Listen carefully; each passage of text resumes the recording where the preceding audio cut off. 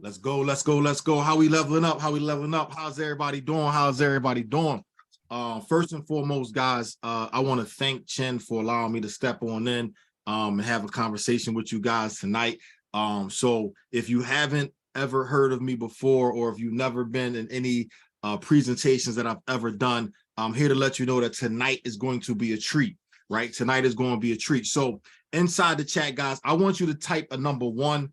If you've never heard of me before, you don't know, no idea who I am, what I'm about to do to you tonight, what's about to happen. If you've never heard of me before, I want you to type a number 1 inside the chat.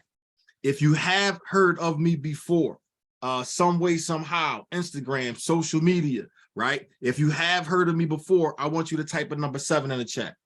I want you to type a number 7 in the chat. All right, all right. So some people know what's about to happen. All right, so some people know what's about to happen. So first and foremost, before I go any further, how I like to start things is how I like to make sure that we're all on the same pace, we're all on the same course, and we all going to level up. So before I do anything, the first thing I want to do is I want to ask, do I have your permission to change your mindset for the next 30 to 45 minutes? If I have your permission to change your mindset for the next 30 to 45 minutes, please type inside the chat yes, because I need everybody's permission, because what I'm about to teach you tonight, what I'm about to show you tonight is going to sound a little abstract if you've never heard it before. So I want to make sure before I cross this line of no return, of taking you to a place that you've never been before, I want to make sure I have your permission. So if I got permission to change your mindset, I want you to type in the chat yes. When everybody type in the chat yes. All right, good, good, good. Okay, I got a lot of yeses here. Cool, cool, cool, cool. If anybody doesn't want their mindset changed, just type the word no, and we'll just put you in a side room, and then we'll bring you back once we get done leveling up.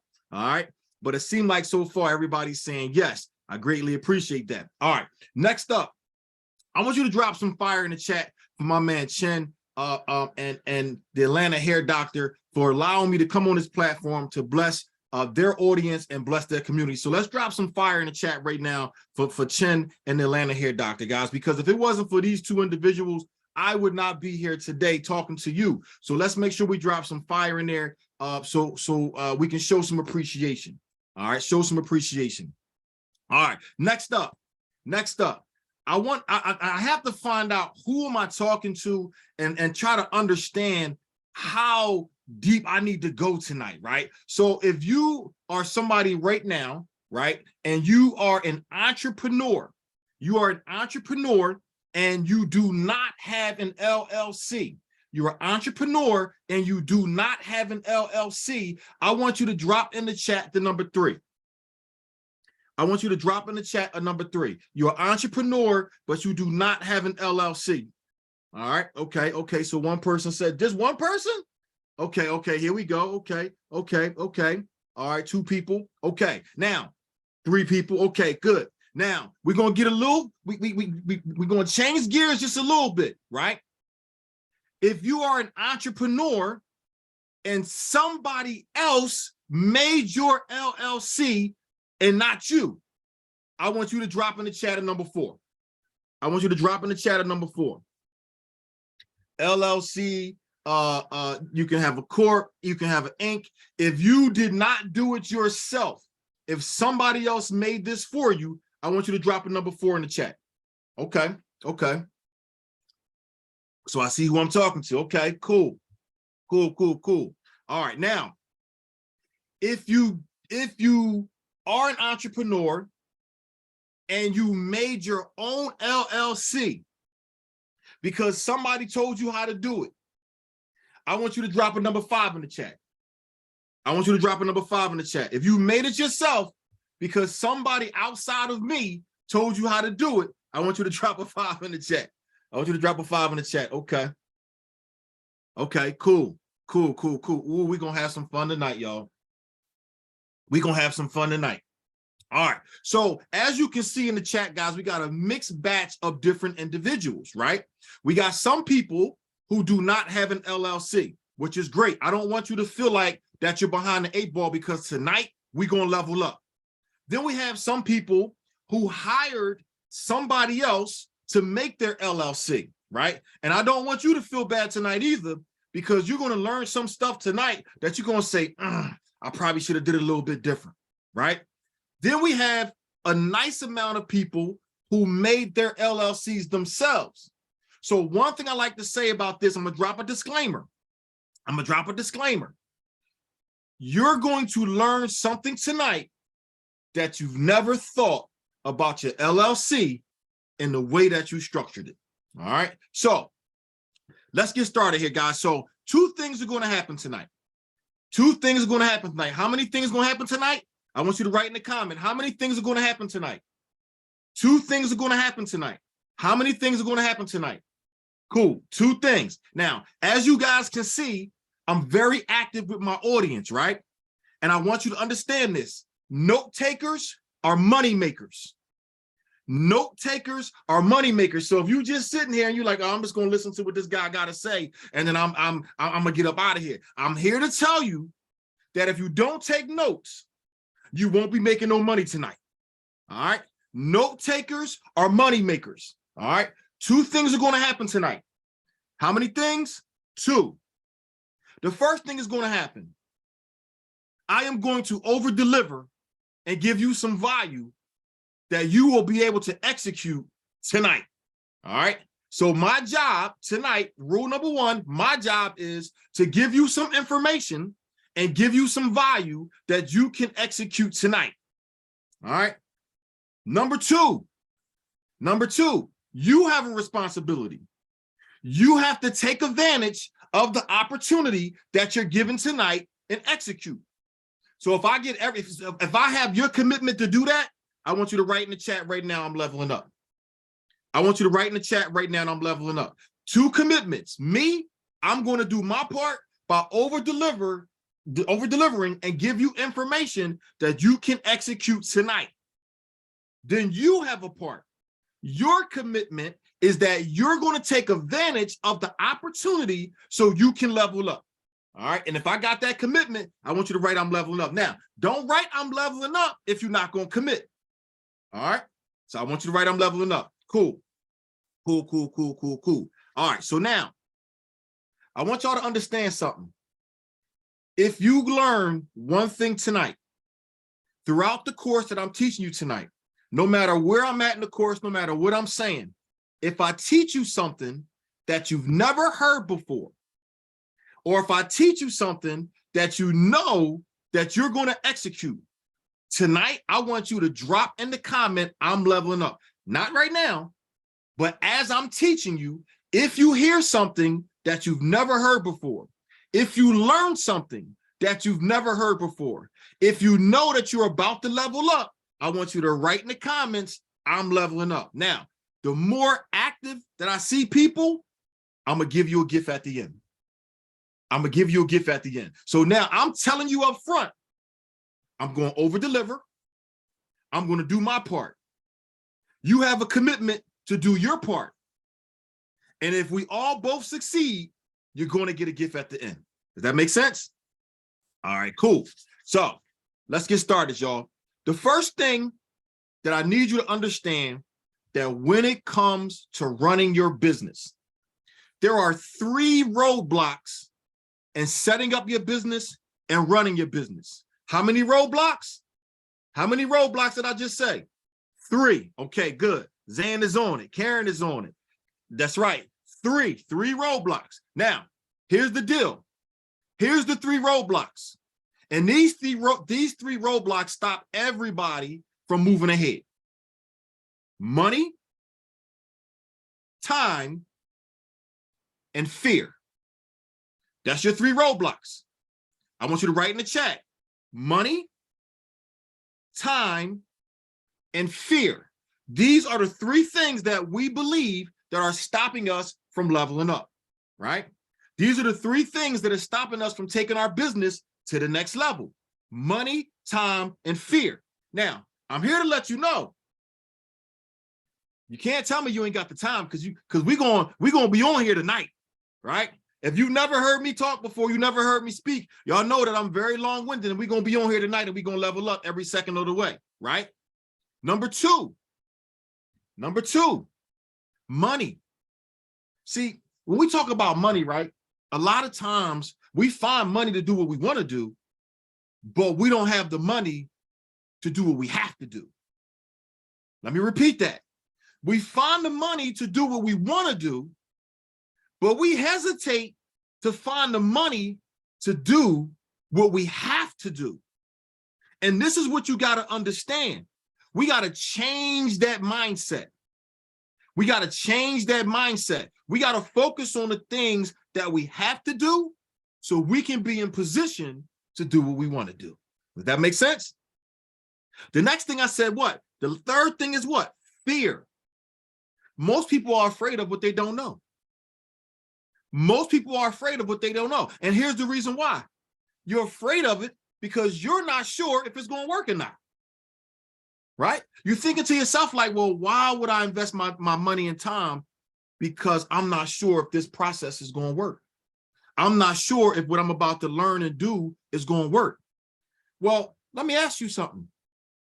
The first time that you punched in the time clock to go to work before you became an entrepreneur, did you think that job was going to keep you? Did you think that job was going to work out? Right? No, you wasn't sure, but you had faith in the 9 to 5 to go punch the clock. Now, see, here's what I want you to understand. You got to have faith in yourself to run your business. Now, all businesses need some components in order to be successful. But what you have to do is stop being afraid. Now, tonight, I'm going to give you some information that's going to help you eliminate the fear. Is that okay? All right, so let's get started. One of the things that a lot of people misunderstand is the LLC process, right? The LLC process. And we're going to break this down a little bit tonight. Then I'm going to transition to a lot of different things. But the first thing I want you to understand is, do you know what an LLC is? If you know what an LLC is, somebody write in the comment, yes. If you don't know what an LLC is, write in the comment, no. Write in the comment, no. Okay. All right. Everybody got their yeses in there, right? I love it. I love it. I love it.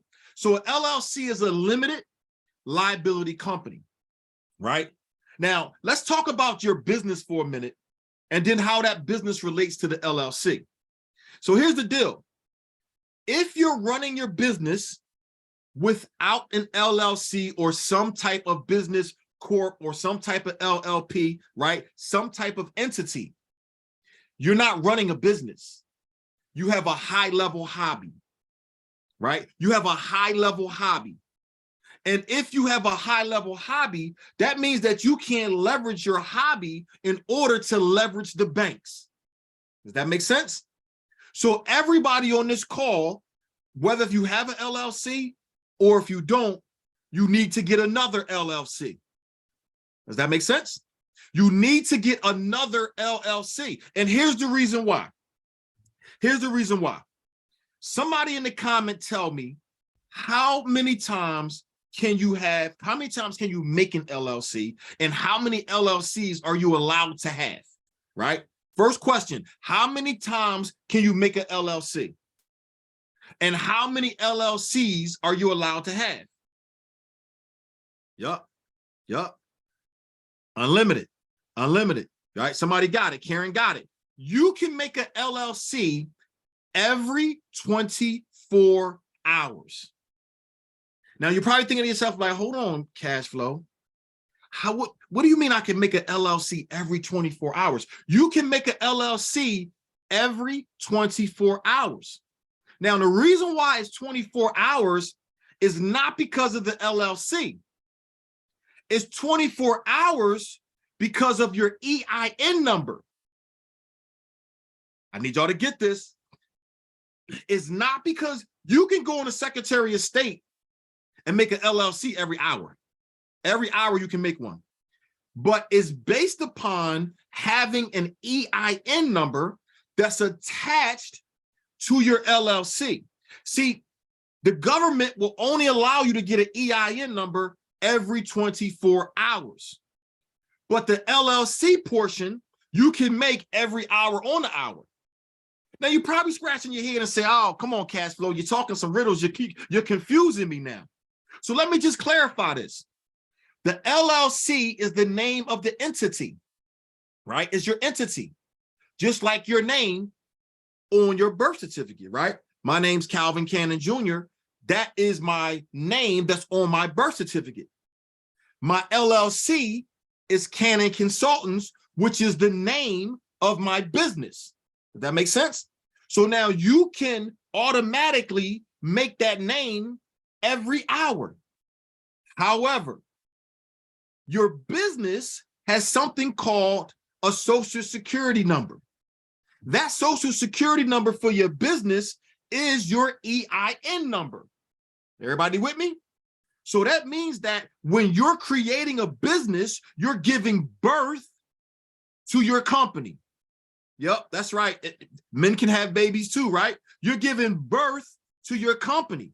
So when you're giving birth to your company, you have to be able to set it up properly. When you were born with three major things that made you successful: your name, your date of birth, and your social security number.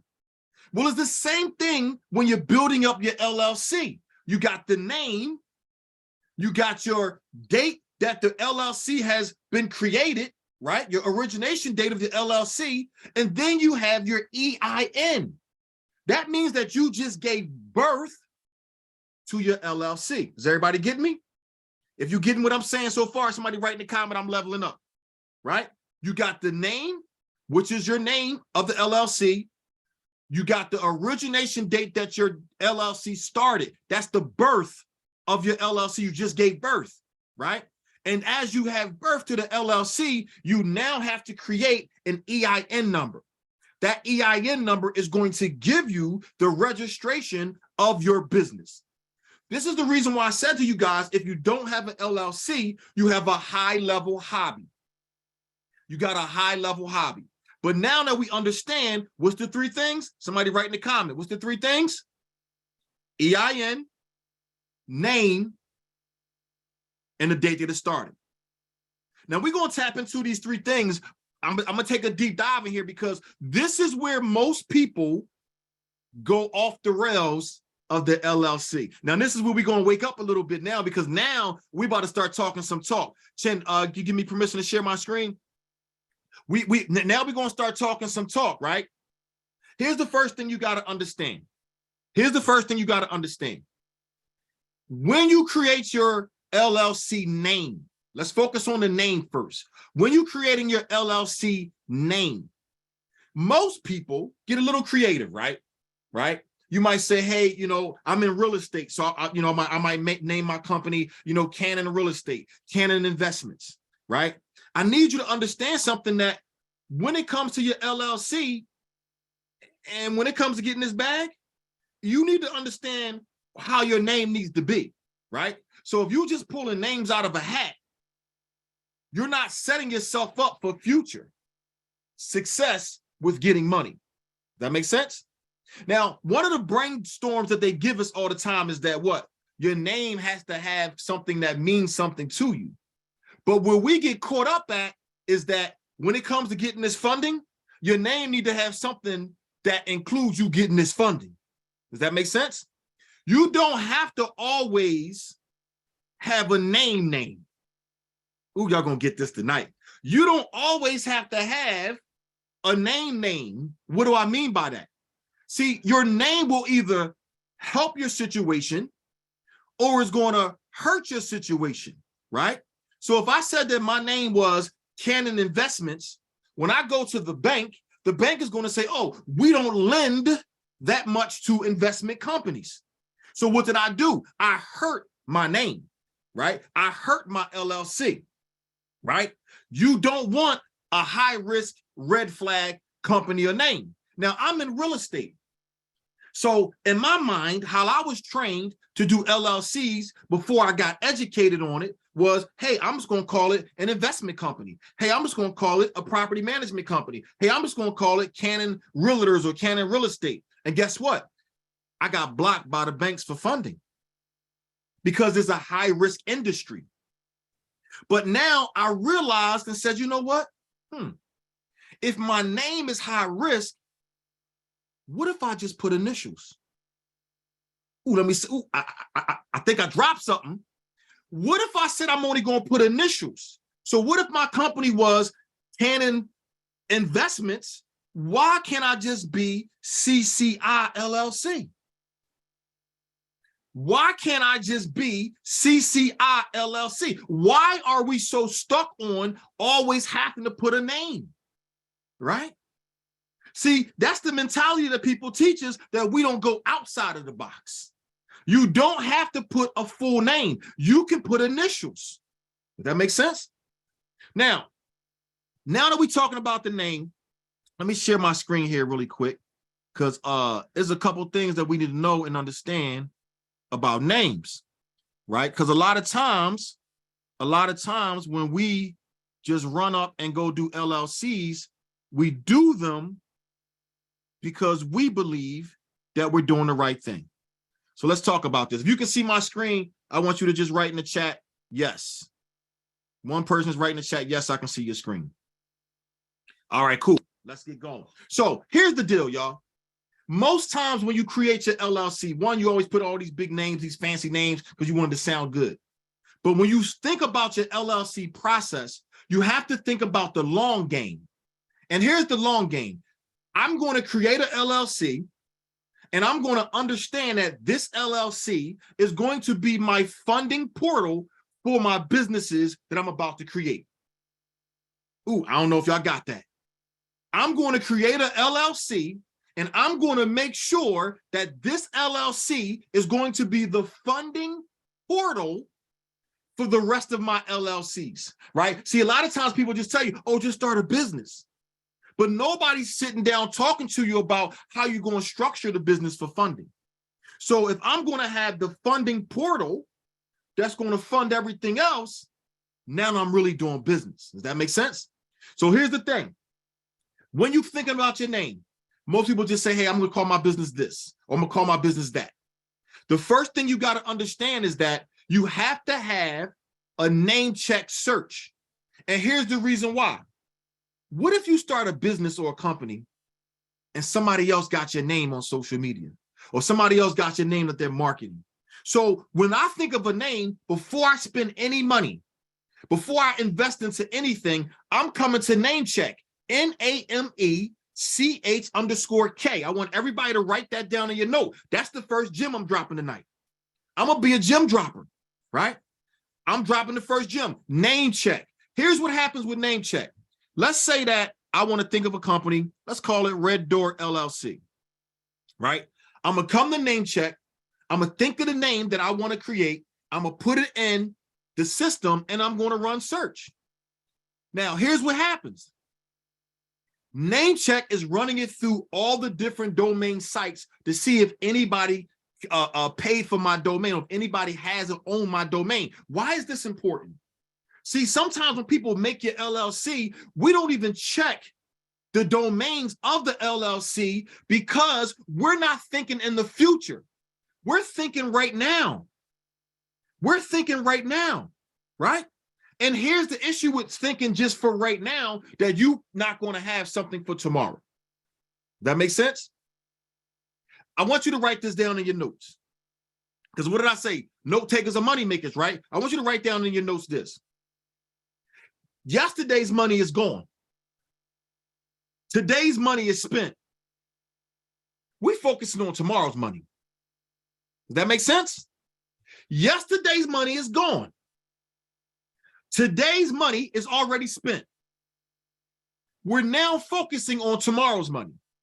So when you created your LLC, was you thinking about the future, or was you thinking about right now? When you call somebody and say, hey, can you make my LLC? Was you thinking about the future, or was you thinking about right now? See, most people think like entrepreneurs. Ooh, y'all gonna get this lesson tonight. Most people think like entrepreneurs. I was one of them too. But did you know that you can get stuck at being an entrepreneur? Did you know you can get stuck there? Let me break something down. Most people on this call said that they was entrepreneurs. I never asked you if you worked a 9 to 5. But watch this. Entrepreneurs work for money. When you're an entrepreneur, you're working for money. When you're at your 9 to 5, you're working for money. I don't know if y'all just got that. Entrepreneurs work for money. You wake up every day, you're working to make money. When you're at your 9 to 5, you wake up every day and you go to work for money. Right? Let me tell you the difference. You own a little bit of your time as an entrepreneur. Just a little bit. You own a little bit of your time as an entrepreneur. But here's the difference. You put in more hours as an entrepreneur than you do as a 9 to 5er. Let me repeat that. You put in more hours as an entrepreneur than you do as a 9 to 5er. But at the end of the day, you both work for money. Now let's think about this, because the internet got your brain all twisted right now that everybody wants to be an entrepreneur. But somebody got to step in and drop some facts, right? Somebody got to step in and drop some real knowledge, right? If you get stuck at entrepreneurship, is the same way you did when you built your LLC. You built the LLC thinking about today. You wasn't thinking about tomorrow. See, entrepreneurs work for money. I want you to write this down. Investors, money work for them. Ooh, y'all gonna get this. Entrepreneurs work for money, and investors, money works for them. So let me just break down the definition of an entrepreneur. An entrepreneur is somebody who takes responsibility of a business or company, and they run or work for the business or company for money. Now let me break down an investor. An investor takes his or her money to invest into the entrepreneur and make money off of their money. I think I said something. See, sometimes we get stuck on entrepreneurship and we don't know how to go to the investment for tomorrow. Ooh, we're going to learn that tonight, though. All right, so look. If you come on here to Red Door, you got a lot of entrepreneurs that think like entrepreneurs. As you see so far, I told you I'm gonna take you somewhere tonight. I'm gonna take you somewhere tonight that you ain't never thought you was gonna go, right? So now, everything right here that you see, Red Door LLC, this is the site that you want to make sure if somebody else has your domain. So what happens is that if I just automatically tell somebody to make my LLC Red Door LLC, guess what? The domain is available. Right? That means that now I can have a website. That means now that I can market my LLC. That means now that I can do other things for that. I'm thinking about tomorrow. I'm thinking as an investor. I'm not thinking as an entrepreneur. Does that make sense? Okay. So now I know for a fact that now my domain is available. If your domain is not available, you got to make a decision as an investor, not an entrepreneur. Do I continue to go with this same LLC name, even though that I can't domain it? So what are we really doing? If you can't expand your business name, if you can't leverage your business name, then what are we really doing with this name? Somebody else got the domain. So we're going to make up other domain names. We're going to act like that we still own the business, but we really don't. That's right. Somebody said you're working backwards. Right? So name check, I come here all the time. I think of a name, I pop the name check in. As I can see right now, reddoorllc.com is available. Now let's hypothetically play devil's advocate. Let's say that .com was not available, right? But .org was available. .net was available. Are we going to buy that? If .com was not available, are we going to buy a .net or .org? No. No, we're not. And here's the reason why. Because .com is the most popular. So that means that if somebody else got reddoorllc.com and I go ahead and get the domain, I go ahead and get the LLC, Red Door LLC, guess what? I can be promoting and sending somebody else business because I didn't come in here and do the right thing. Is that making sense? You want to make sure you're taking care of you and not somebody else's business. Right? So now I put Red Door in there. I check the domain is available. But guess what else I can do? I can scroll on down here And I can see, is that name available on social media? Because when you get a business, you want to promote, right? When you get a business, you want to make sure you advertise, right? So now I come down here, so somebody on Facebook got it. Damn. Now don't get too upset, because here's what happens. Somebody on Facebook might be using the word Red Door. It doesn't mean that their Facebook page name is called Red Door LLC. It could be a like page. It could be a business page. It could just be a middle name of somebody's name. So I wouldn't get too upset about Facebook. But guess what? YouTube is available. So that means that now I can go on YouTube and I can promote, right? Shopify is available. So if I'm doing e-commerce, I can now put my name on Shopify because it's available, right? Slack is available. What's Slack? A lot of people don't know what Slack is. What Slack is a communication portal where you can put your team in and you can communicate with your whole entire team. A lot of entrepreneurs use Slack, right? Slack is available. Twitter is not. So it depends on what type of business you want to do with your Red Door. You can't tweet with that name. You can't tweet with that name. So that means that, I got to make a decision. I can't go on Twitter. I can't go on eBay with that name. I can't go on Pinterest, and I can't go on TikTok. Now, TikTok is probably one of the number one social media platforms right now. But I can't go on TikTok with my name. So am I really going to run my business, right? So my first question to you is, when you made your LLC, did you think about that? Did you think about how you're going to promote? Right? So these are some things you got to think about, guys. The first step I go to name check. I want to check to see what can I do? What can I do with my LLC? Right? Everything that you see in green means that it's available for you to get. Everything you see in red means that somebody else has it. Somebody else has it. So now you got to sit down and ask yourself, am I a TikToker? You might not be, but in the next 3 to 4 years, somebody from your team might need TikTok to do advertisement, right? I know 90% of the people on here are stylists, right? A lot of people in here got from behind the chair trying to open up their own schools, right? So you're going to have to one day, someday, get into TikTok. Whether you're putting your hair dues on TikTok, whether you're putting your clients on TikTok, whether if you're modeling different things on TikTok, you got to use the social media platforms that are now propelling people's businesses to the next level. But guess what? You can't do it with this name, because you was thinking about today and you wasn't thinking about tomorrow. Does that make sense? So you got to make sure my name is marketable. It's not just about creating an LLC, guys. It's not just saying, oh, I got an LLC, I'm in business, let's rock and roll. No, you're thinking like an entrepreneur. I need you to think like what? Everybody write in the comment. You need to think like what? How do you need to think? How do you need to think? An investor. That's right. You need to think like an investor. At some point, the number one goal is, and the hardest thing to do in your business is fire yourself. You got to fire yourself. See, the reason why people teach you how to be an entrepreneur, because you're not being taught how to fire yourself. An investor, you're going to you fired yourself as the entrepreneur and you became the investor.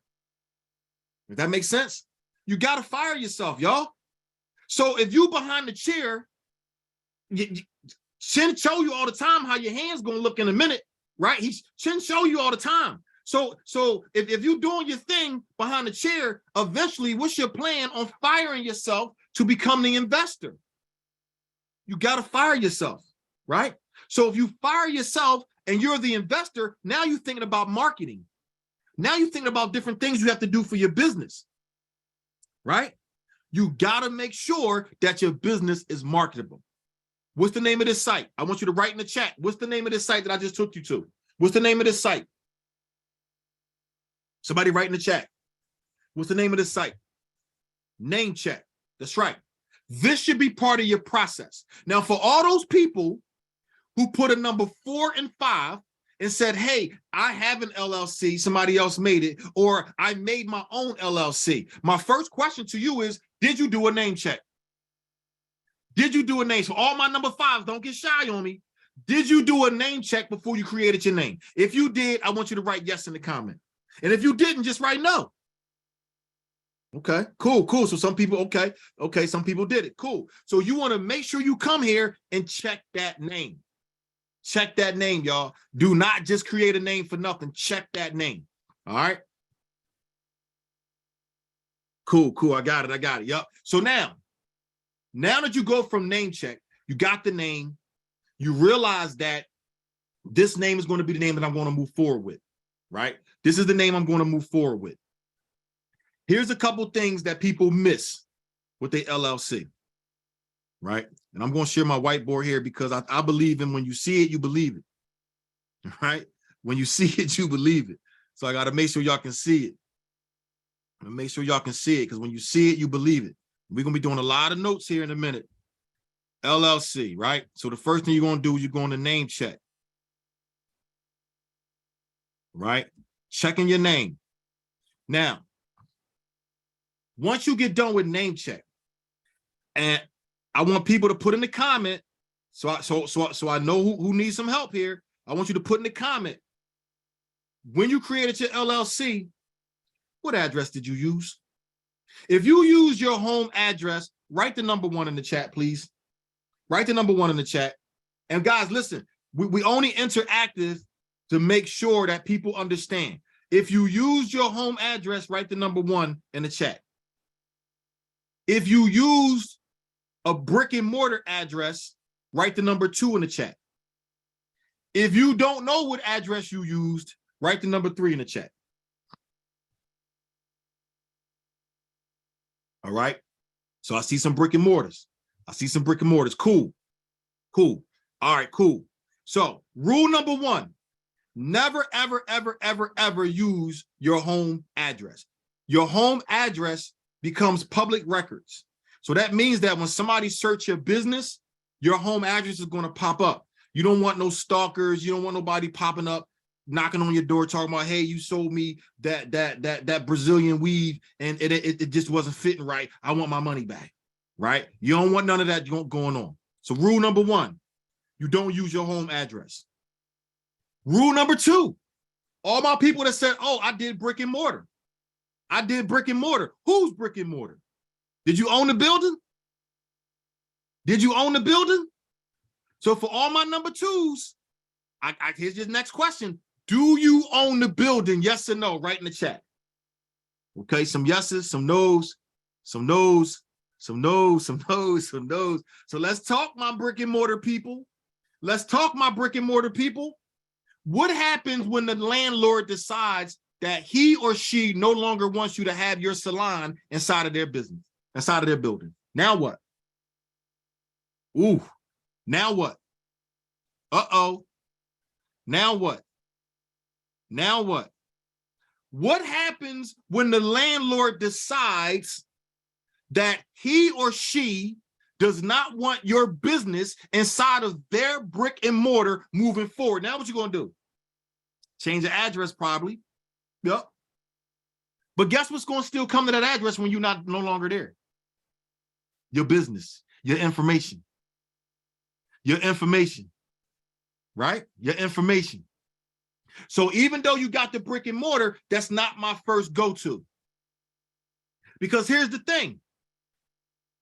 Even with forward and mail, guess what? It still slipped through the cracks. It still slipped. If you've ever moved before and you did a forwarding mail, I want you to go back to your old property and just say, hey, do I got some mail? And I promise you, you got some mail. Right? So here's the thing. Brick and mortar is a good solution, but it's not the best solution. Remember, we're going to go from good, best to better.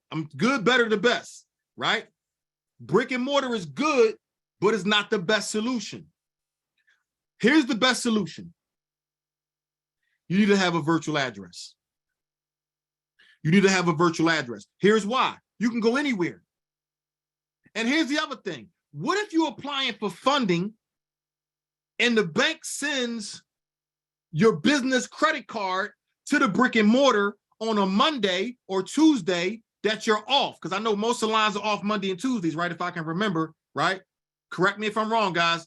Monday or Tuesday, most salons are probably closed or off, right? The banks ain't closed on Monday or Tuesdays. So what if they send some mail to your salon of a business credit card of $50K that you're going to learn how to get tonight from Key Bank, right? So what if you get that $50K credit card and it goes to the salon and you're not there? Huh?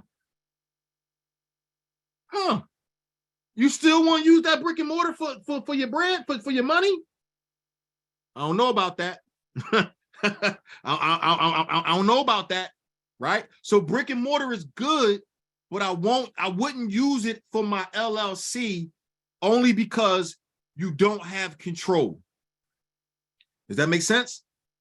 I want you to write something down in your notes. Another note: own nothing, but control everything. Own nothing, but control everything. So I just showed you how to find your name on NameCheck. When we're talking about your brick and mortar, right? You're not in control if you're not there 7 days a week. You're not in control if there's some days that you're not there, but the banks are still open. So that means that if the bank is sending something, you might not get it, right? If the bank send you a $50K credit card, you don't want to be worried on Tuesday and Wednesday if you got mail on Monday when you know you was expecting and waiting for something. The banks are going to mail out your cards. The bank is going to mail out your statements. Do you want people in your salon to see your credit card statements? You want them to see your line of credit statements? You want them to see your financial P&L? I mean, I did say fire yourself, but I ain't saying put yourself out there like that, right? So this is why you got to think. Stop thinking about today as an entrepreneur and think about tomorrow as an investor, right? So my number one go-to is a virtual mailbox. Let's talk about it, right? Let's talk about it. So my one that I like, I've seen somebody put some names in here, but the one that I like is iPostal. iPostal 1, right? You can also use Regis, right? iPostal, Regis, and you can use Opus. You can use Mail One, right? There's a lot of different places that you can go to and use, but let's talk about them because it's just not that simple. It's just not that simple, right? It's just not that simple. I'm putting in the chat, I got you covered. Let me drop that in this chat right now. Boom. So it's just not that simple. And here's the reason why it's not that simple. Let me show you something. Because it's easy just to say the name, right? But there's a couple things that you need to know. It's a couple things you need to know. It's not just about saying the name. So we're going to go to iPostal first. You can see my screen. Somebody give me a thumbs up or say yes in the chat.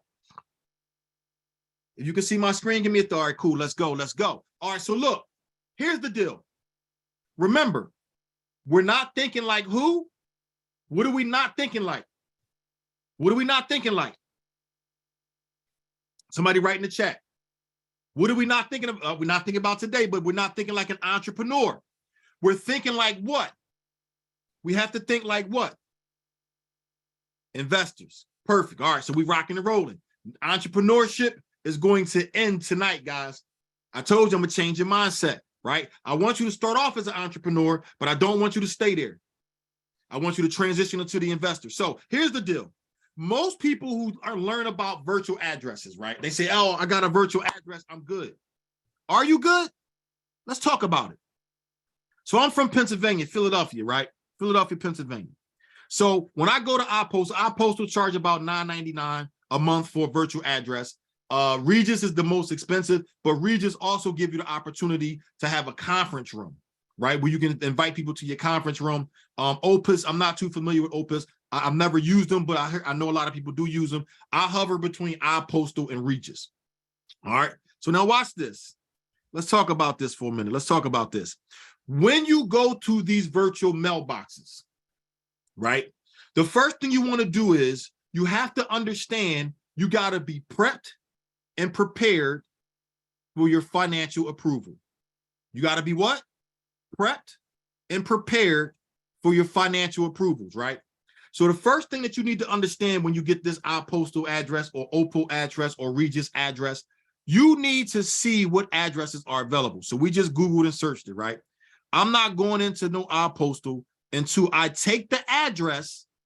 I'm going to take the address and I'm going to go to Google Maps and I'm going to search the address first.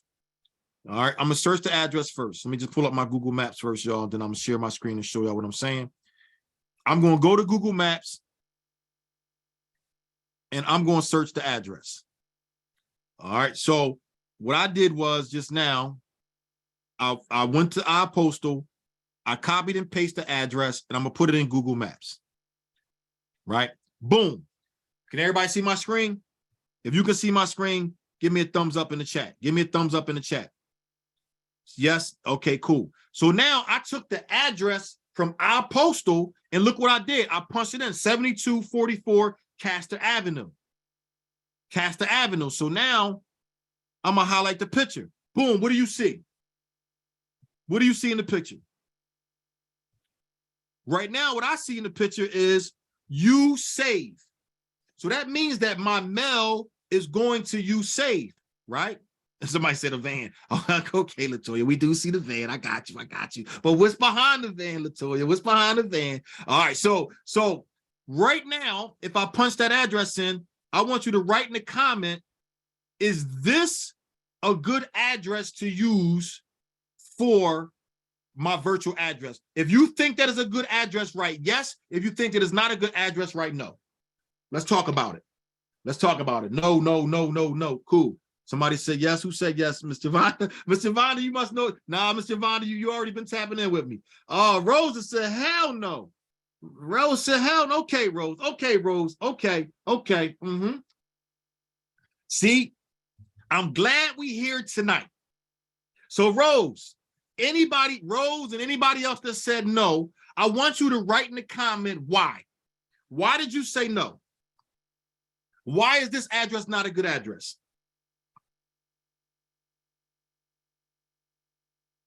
Write in the comment. Why is this address not a good address? Anybody that said no, I want to know why you say no. Too much stuff going on. That's good, Tracy. That's good. It looks like a grocery store. Okay.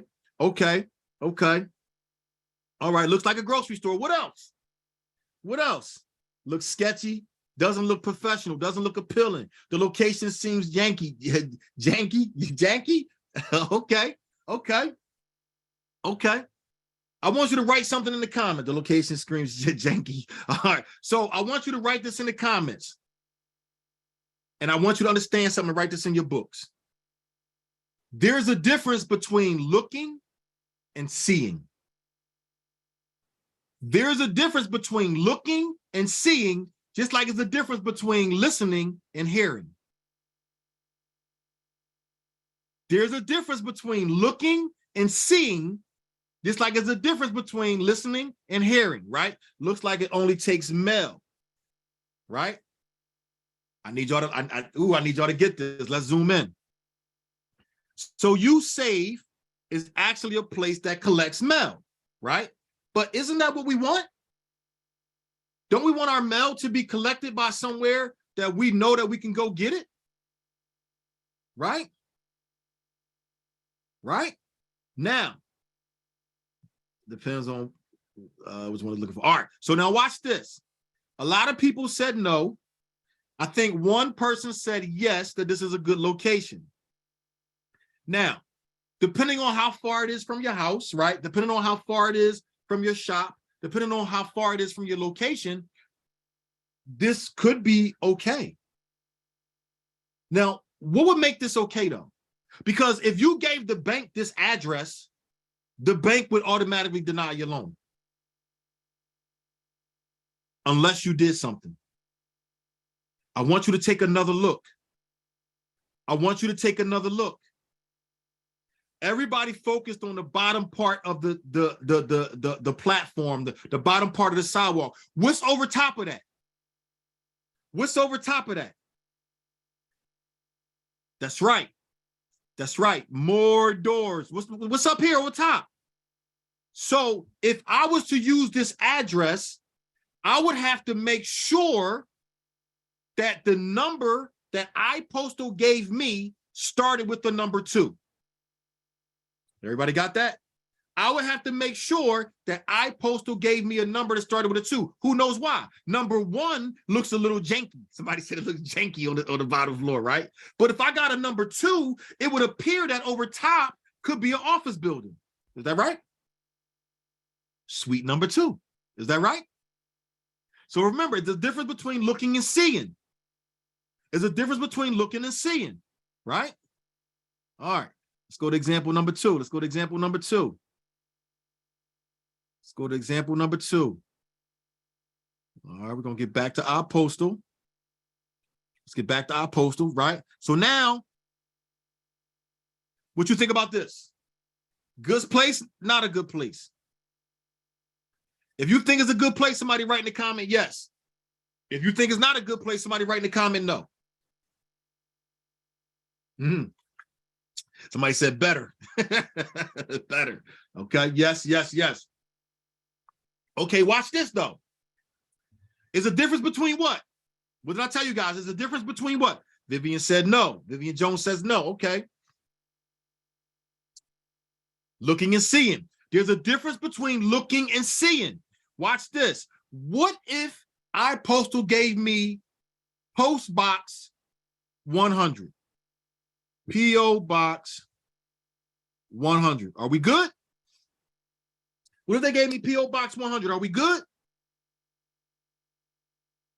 Anybody? Yes or no in the comment. Are we good? No, that's right. There's a difference between looking and seeing. What if they gave me P.O. Box 300? Are we good? Yes or no? Are we good? No, no, no, no, no. Somebody tell me why it's no. I mean, P.O. Box 300. Why are we not good? That's right. I want you to write it down. Tracy said it. No P.O. boxes. But guess what? Our postal is going to give you a P.O. box. Our postal is so Courtney, we do got an address. So Courtney, we got 1500 Chestnut Street, P.O. Box 300. So I want you to write this down. If our postal gives you a P.O. box, you're just going to change it to a suite. Do you think the mailman is going to come in and say, I need to see suite 300? No, they're going to come in and drop that mail at the front desk. The mailman is not coming in, and they're not going to look for P.O. box or suite. They just dropping the mail off, right? So our postal will give you a P.O. Box 300. You don't want nothing that starts with a number 1. If it's our postal, if it's Regis, if it's Opus, if it's mail room, you don't want nothing that starts with the number 1. 1 is no good. You want 2 or more. 1 is too close to none. You want 2 or more. And when they give you the P.O. box of 200 or 202 or 300 or 404, when you're doing your applications, you're putting down suite instead of P.O. box. Does that make sense? The mailman is not, or the mail lady is not going to come in and say, I need to see the P.O. box. They're dropping the mail at the front desk. Right? Everybody got that? All right. So now, let's go back to the whiteboard. Let's go back to the whiteboard. All right, cool. So, oh man, I messed my whiteboard up. All right, so now,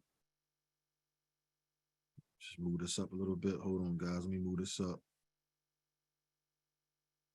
So now we got LLC with the name check. We got the virtual office, which is a little bit better than your brick and mortar, only because I wouldn't want somebody to get your credit cards, right? Here at our postal, not to say that they couldn't do it either, but it's more than likely they're going to drop it in there. Here's the reason why I like the virtual boxes over the brick and mortar. you're going to get a notification that your mail was delivered. So they got to check your mail in. You're going to get the notification. You're not getting a notification at the brick and mortar. Does that make sense? I'm getting a notification that I got mail. So I know that I can go to, the virtual mailbox and get my mail. All right. So now we got LLC, name check. We got our postal. What address we going to use? Our home address or our postal address or Regis? We're going to use the virtual address, right? We're going to use the virtual address, right? So now we got our name. We got the virtual address. Let's talk about something else that people drop the ball on with the LLC. What phone number you going to use? What phone number you going to use? What phone number? Anybody drop in the chat? What phone number you going to use? You going to use your regular number? Business number, virtual number, 411, 800 number? Okay. Okay. Now, for a long time, people said the 800 number is the way to go. Now, here's the thing. You can use the 800 number, and it does look attractive. It does look attractive, right? But you do know any number can be your business number, right? I mean, I don't want to spoil nothing for nobody, but you do know any number can be your business number. You just need two numbers. Does that make sense? You just need two numbers. Yes, the 1-800 number looks attractive, but are you doing international business? Like sometimes us thinking like entrepreneurs, we overthink the process, right? We put 1-800 numbers, but our clients is local. I'm a little confused. Are we doing business around the world where we need a 1-800 number? Or did we just listen to everybody on social media and say have a 1-800 number because the banks like that better? Are you kidding me?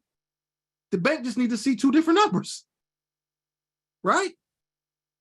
They only need to see two different numbers, right? 1-800 number, yes, is okay. The reason why people say it looks good, because you make the bank, you give the impression to the bank that you're larger than what you are. But let's be honest. If your credit score is in the basement and you don't have the right credit profile, does the 1-800 number really matter? Are you really fooling the banks? Right? No, you're not. We spend so much time, energy, and money on the wrong things sometimes. You do know that the bank understands that you're a new business, right? You do know that the bank understands that you might not have a 1-800 number right off the bat, right? You do know that sometimes the banks don't even call it. So we got to think like investors and stop thinking like an entrepreneur. Is this making sense? So I'm not saying not to have a 1-800 number. I'm just saying it won't be my first go-to.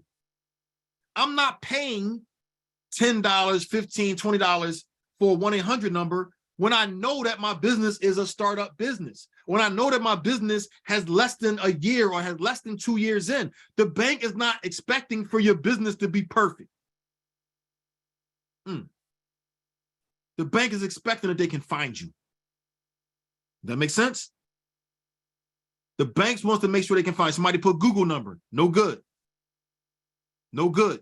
I'm going to tell you why in a minute. So here's the deal. You see this? This is a moneymaker. This is a moneymaker. Now let me break something down for you. Did you know that this particular phone, I'm not an Android person, so we're going to rock out with this, right? All my iPhone lovers, I know you, I'm giving you a high five.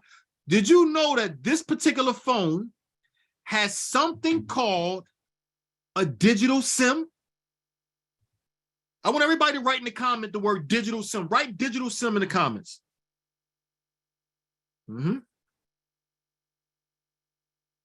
Did you know that your cell phone, even my Androids, got something in the phone called a digital SIM? Did you know that you can call your cell phone carrier tonight and say, turn on my digital SIM and give me a second number? Huh. Did you know that? If you knew that already, somebody drop a yes in the chat. Did you know that?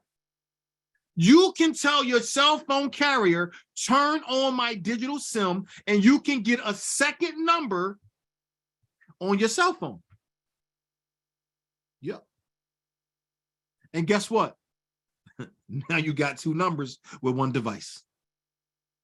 Now, for every good thing, there's always some caveat, right? So here's the reason, because you're probably saying, well, you carry two phones. Here's the reason why. You can have two phones, you can have one phone. I've been in corporate America for 20-something years, and I hated carrying two phones. So I learned how to do the digital SIM strategy. But here's the thing about the digital SIM. Now, some people are going to love this, and some people are not going to like this. Here's the thing. With the digital SIM, yes, both numbers will ring on this one phone. But, and you can determine who's calling. Courtney, you can definitely determine who's calling, right? But because it's going to say, you can make it say business line, or you can say personal line, or you can say line 1 and line 2. But here's what happens. When you're on a phone on line 1, line 2 can't click in. Line 2 can't click in. So if I'm talking to Courtney on line 1 and Denise calls me on line 2, Denise is going to go to my voicemail. If I'm on line 2 with Denise and Courtney call me, Courtney gonna go to my voicemail. You can't click over from SIM to SIM. Now, some people might say, hey, I'm good with that. Because when I'm talking, I don't want to be disturbed, right? But here's the thing. If you on your personal phone, chatty patting it with your homegirls and your homeboy, and a client is calling in, a client not gonna be able to get through because you on the phone chatty patting, right? So, and if you're on the phone with your clients, that means that more clients can call you because you have that open SIM, you have that SIM card open. But your family can't call you, or your personal people can't call you because you're on the phone with your clients. That's the only caveat with that, is that you can't click over from SIM to SIM. You can use call waiting on the same SIM. So if you're okay with that, is a perfect thing. Here's the other thing I didn't like about it. When somebody texts you, all your text messages are on the same text message button, but it does show you texting from business phone, texting from personal phone.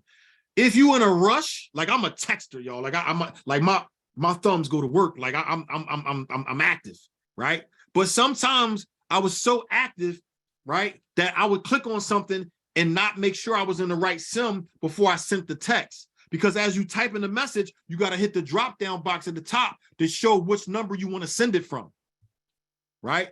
And sometimes when you multitasking, you're not thinking about that, and you don't want to send your client your personal number, and you don't want to send somebody on your personal number your client number. So that right there was a little bit too much for me, right? It was too many steps, right? I'm a simplistic person. Show me the bag, let me quadruple it, and we're gonna keep it moving, right? But if you okay with that, if you're okay with it, then your digital SIM works, right? But for me, I'm a simple guy, right? So I want to be able to, really put one phone away, right? I don't even want it to ring, right? But if you're okay with that, and you can put do not disturb on that, you can put do not disturb on your business line so it won't ring at all, right?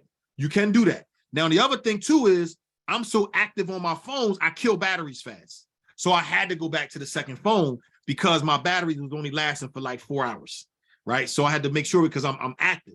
But if you know that you can do it with one phone, a digital SIM is the way to go, all right? Digital SIM is the way to go. If not a digital SIM, just go ahead and get you a second line, and you can use it as your business number. Now, some people might say, well, you know, the banks like the 1-800 numbers. The banks do like the 1-800 numbers, but the banks know that if your business is not 13, 15 years in, every business is not starting with a 1-800 number. You do need to be on Google. You do need to be online. You do need to be searchable. Doesn't mean you have to have a 1-800 number. You just have to be searchable, right? 1-800 makes your business appear larger, and you have different type of clientele, but don't overthink the process. Don't overthink the process. Not yet. All right. The next thing, somebody said Google number. Stay away from that. The last thing you want is the bank calling you to offer you something. And it was like, you've just reached the Google mail person, leave a message. You don't want that, right? You don't want that. Now, even though you can change the message, but if your phone is not getting a reception, you still might get that Google pre-recorded message. And we don't want that. We don't want Google numbers, right? And not only with that, with the Google number, you got to have the Google app to go in and see different things, right? And what if you don't have Wi-Fi? What if you don't have the internet? That means you got to use your data to run that Google number. And if something happens with your data, you're not going to get the call from the Google number. So I stay away from the Google numbers. They free, they okay. I use Google numbers just as throwaway numbers, right? If you're running a promotion and you're doing something with your business, you might want to get a Google number, a one-shot deal Google number thing, and do it that way. But you don't want to rely on a Google number. All right. I either go right back to my cell phone carrier. I get that number. If I'm going to use a 1-800 number, I'm going to get it a little bit later. And a little bit later in this, I'm going to show you why you get the number later and not now, right? Get what you can afford now, because you have to focus on other things. You got to focus on other things. All right. So we got the name, we got the address, we got the phone number. Now, when you get the name, right? When you get the name, something else comes with that name. Something else comes. When you do your LLC name, you have to get a domain, right? You want a domain. The domain is going to be your www.myname.com. You need this. Do not go to the bank with no Gmail. Don't go to no banks with no Gmail. Don't go to no banks with Gmail. You want to use the domain. Now, how can we get a domain? Let's talk about it. I'm going to show you what I do, and then I'm going to show you how to make this happen. Let me just share my screen. Hold on a second. So I typically go to, make sure I can get in here. Hold on one second, guys. Come on. All right. Darn it. Let me see if I got my sign in real quick. I go to GoDaddy.com. And I'm going to tell you why I go to GoDaddy. It is a very particular reason why. I'm just going to pull it up real quick so you guys can see, and make sure you got your notes, because this is it's going to be another gem. It's going to be another gem. As soon as I can get in here. All right, here we go. I think we're about to go. All right, here we go. Sign in. Let me sign in real quick so we can see this. Now you can go to namecheap2.com. I just prefer GoDaddy, and it's a particular reason why I prefer GoDaddy, and I'm gonna show you why. Bingo, we in there. All right, cool. Let me just share my screen really quick. All right, so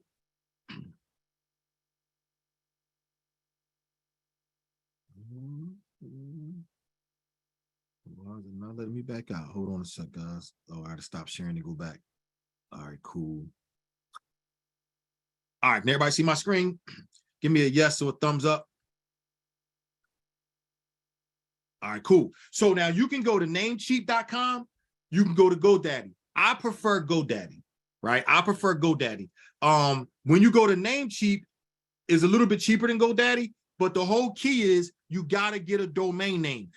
Once you get your LLC, go get your domain, right? Once you get the LLC, go get your domain. All right, so now, let me just go to my account. Let me show you something with GoDaddy that I really, really enjoy. So for me, and I know if some of you guys follow me, you might have heard me talk about this before. On my GoDaddy, I consistently always buy domain names, right? Now, I want you to get a domain name for your business. But remember, there's a difference between hearing and listening. You hear things every day, right? You hear things every day. And sometimes you hear some stuff and you don't react to it. Did you know that you can make money off of words and phrases that you hear and go to GoDaddy or Namecheap and get that domain name? Did you know that? Did you know that there's a way to make money by flipping domains? Did you know that? If you knew that, write yes in the chat. Let me show you something. See if I can get in here. See if it'll let me in here. Domain names, I love. Like, here's all the domain names I get. I get them all the time. As soon as I hear something, bam, I'm on here grabbing domain names, right? But for my businesses, you want to grab the domain name so you can get a domain address, right? You don't want to use Gmail. You want to use what is going on here? You don't want to use a Gmail. You want to use your domain name.com. So if my business is Red Door Shoes LLC, I want to get the domain name Red Door Shoes LLC.com, right? So now when I got that .com, I can also use the website that GoDaddy is going to offer me. So now I got the .com and I can also use the website, right? So now I'm building up my business and making my business look more professional. Does that make sense? Sometimes we be all over the place. Sometimes we'll be on a domain site, then we'll be on another site, right? And then we'll be building a lot of different things. We'll be building a lot of different things and we don't really, we kind of all over the place. Then we start losing stuff. So I like to go to GoDaddy because everything is in-house, right? Everything is in-house. Now, remember what I just told you. Sometimes we listen, but sometimes we hear, but we're not listening, right? I built this domain name, CalvinCannon.Jr.com. Who's that? Who's that? Who's Calvin Cannon Jr.? Well, that's me, right? So everybody on this call, you need to go domain your name. You need to LLC your name. You need to turn your name into a business. We're going to get to that in a little bit. But I need you to see this, right? www.CalvinCannonJr.com. Guess what? Right now, my name is worth $400 if I sold the name to somebody. Everybody see that? It's worth $400 if I put it on the chopping block to be sold. But of course, I don't want to do that, right? Let me show you something else. Let me see one that's really, really, really good. Cash Flow Cannon. This is one of my businesses that I had, right? Right now, I created that domain name 3-4 years ago. Right now, that domain name is worth $1,143. See how what I'm telling you, that when you're building your business, don't build it like an entrepreneur. I built it like an investor. So that means that when I go sell a business, I'm selling the domain name. Automatically, I want $1,500 for the name, just the domain. We're not even talking about what the business does. Just the name by itself is ringing bells and making money. Does that make sense?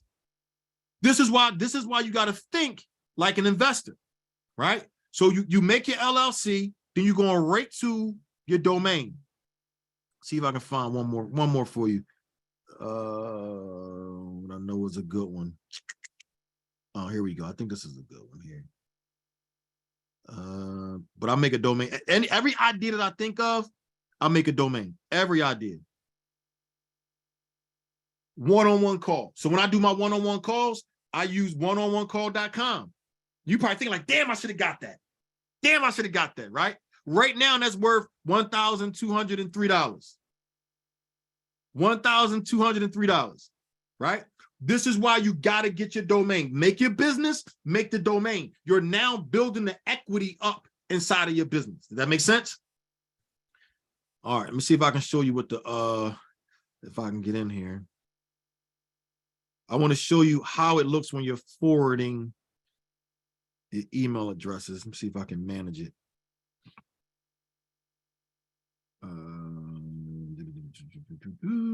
All right. So when you get in here, so they'll give you a free design for a logo, right? If you want to do that. But then you can also you can also get to your emails. No, that's not it. It's not showing me the ones that I got. So inside the email, you can buy emails. They used to have a program where they gave you 50 free emails, but I don't see it coming up anymore. So they're probably going to make you pay for the emails, but you want the email addresses because that's what you want to use with the banks. All right. Is that making sense? So we got the LLC. Go back to the whiteboard so I don't forget. We got the LLC. We got your domain name. I use GoDaddy. You can use cheapname.com. I just like because GoDaddy got everything packaged right there. So I'm able to use that instantly and right away, right? As you're building up your business, you're also building up the equity. And we got the LLC, we got the domain, right? Now, once I got these things so far together, built my LLC, got my address together, I know the phone number I'm going to use, right? One other thing you're going to need as well, too, is we got to go get that EIN number. Now, the biggest mistake that people make with getting this EIN number is that a lot of people wait to get the EIN number. You build your LLC up first, right? You build the LLC up first, and you say, oh, I'm going to get the EIN number tomorrow. Or you know what? I'll just come back later and get the EIN number. What do you think happens if you wait to get your EIN number? If you hesitate to get that EIN number, what do you think happens? Anybody? What do you think happens?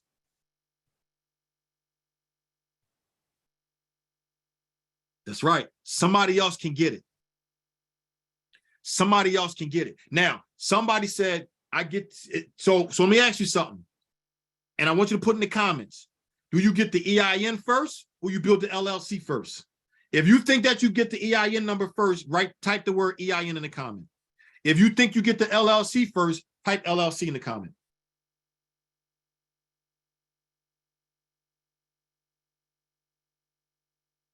Yep. So we got some people say EIN, some people say LLC. Let me explain to you the rules of thumb. You never, ever, ever, ever, ever, ever, ever want to get the EIN first. You want to get the LLC first. Here's the reason why. Throughout the LLC process is going to ask for your EIN number. Here's why people think you get the EIN first.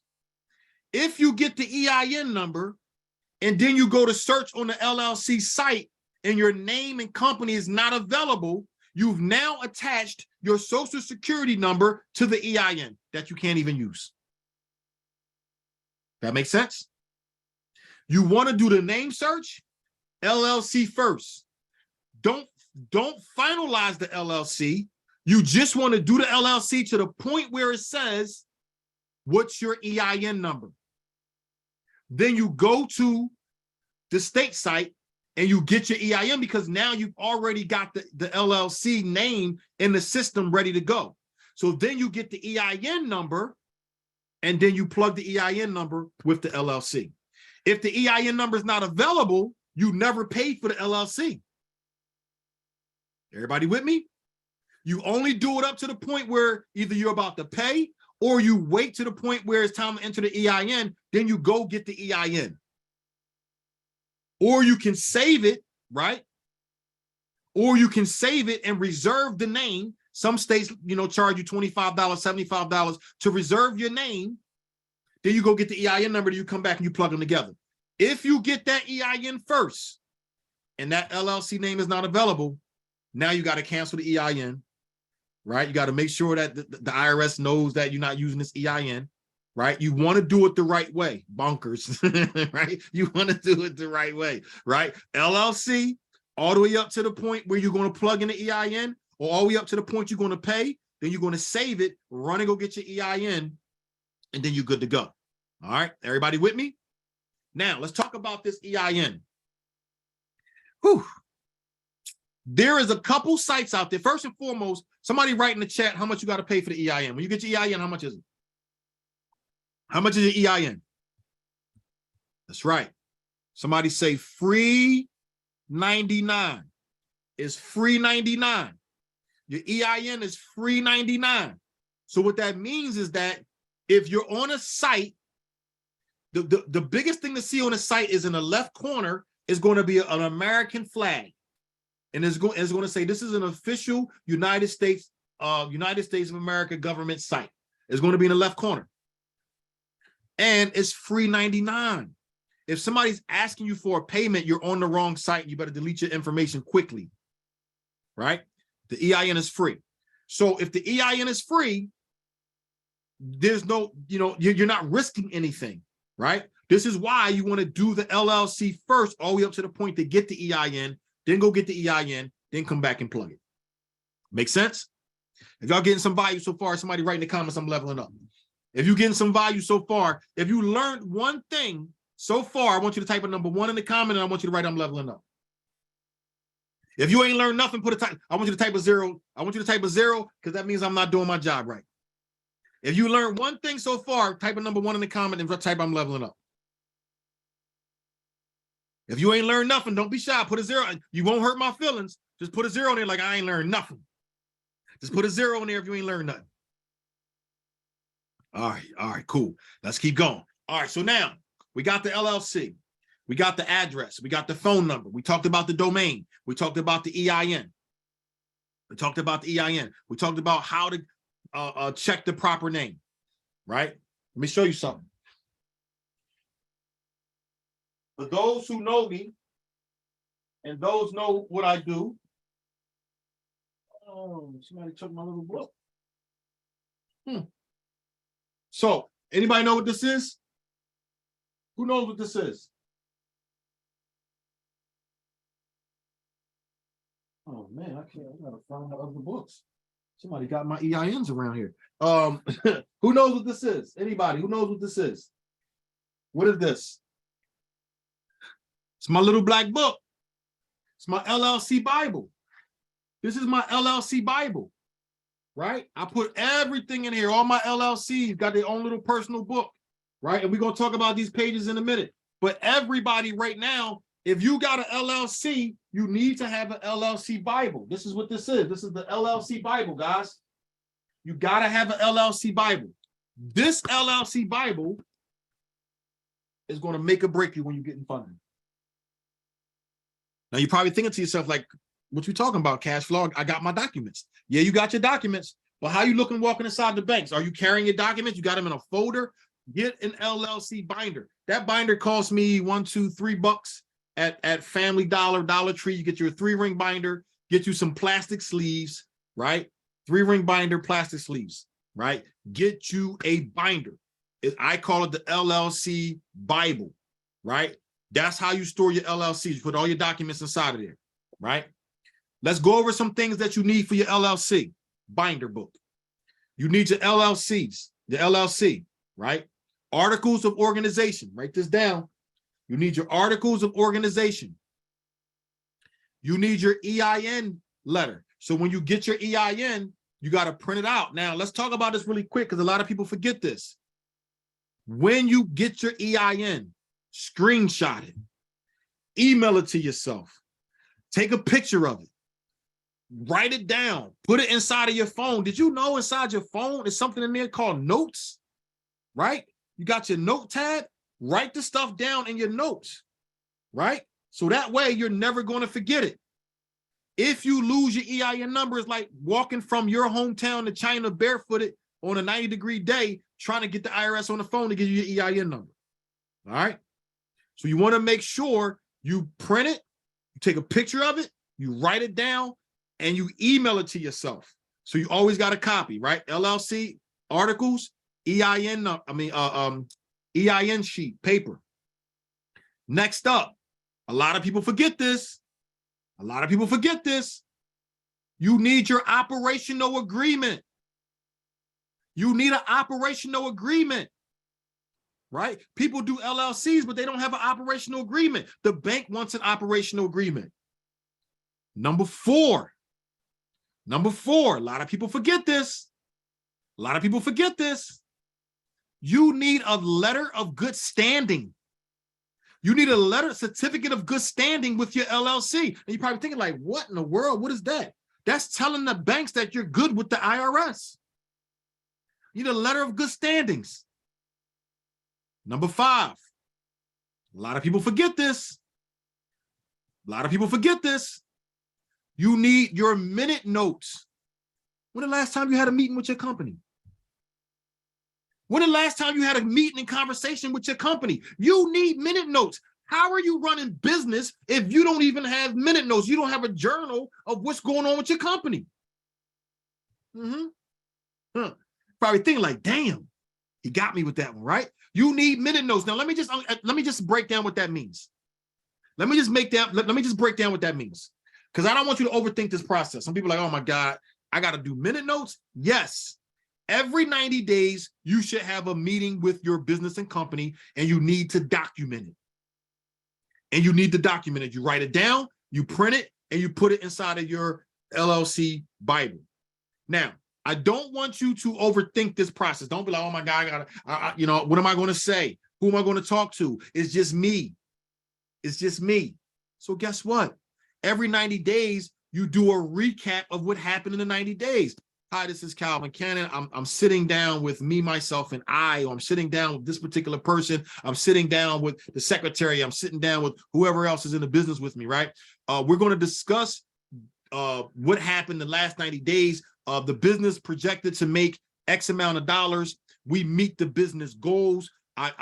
We beat the budget by 2%. We didn't beat the budget by -3%, right? My goal is to hire 2 more stylists. My goal is to hire a shampoo lady. My goal is to hire somebody else to clean up the salon. My goal is to get some more neon lights out. My goal is to cut back in the maintenance. My goal is to cut back on stock. My goal is to take inventory on the 15th of April. My goal is to make sure, y'all see where I'm going with this? Everything you do daily is inside of this 90-day breakdown of what you did.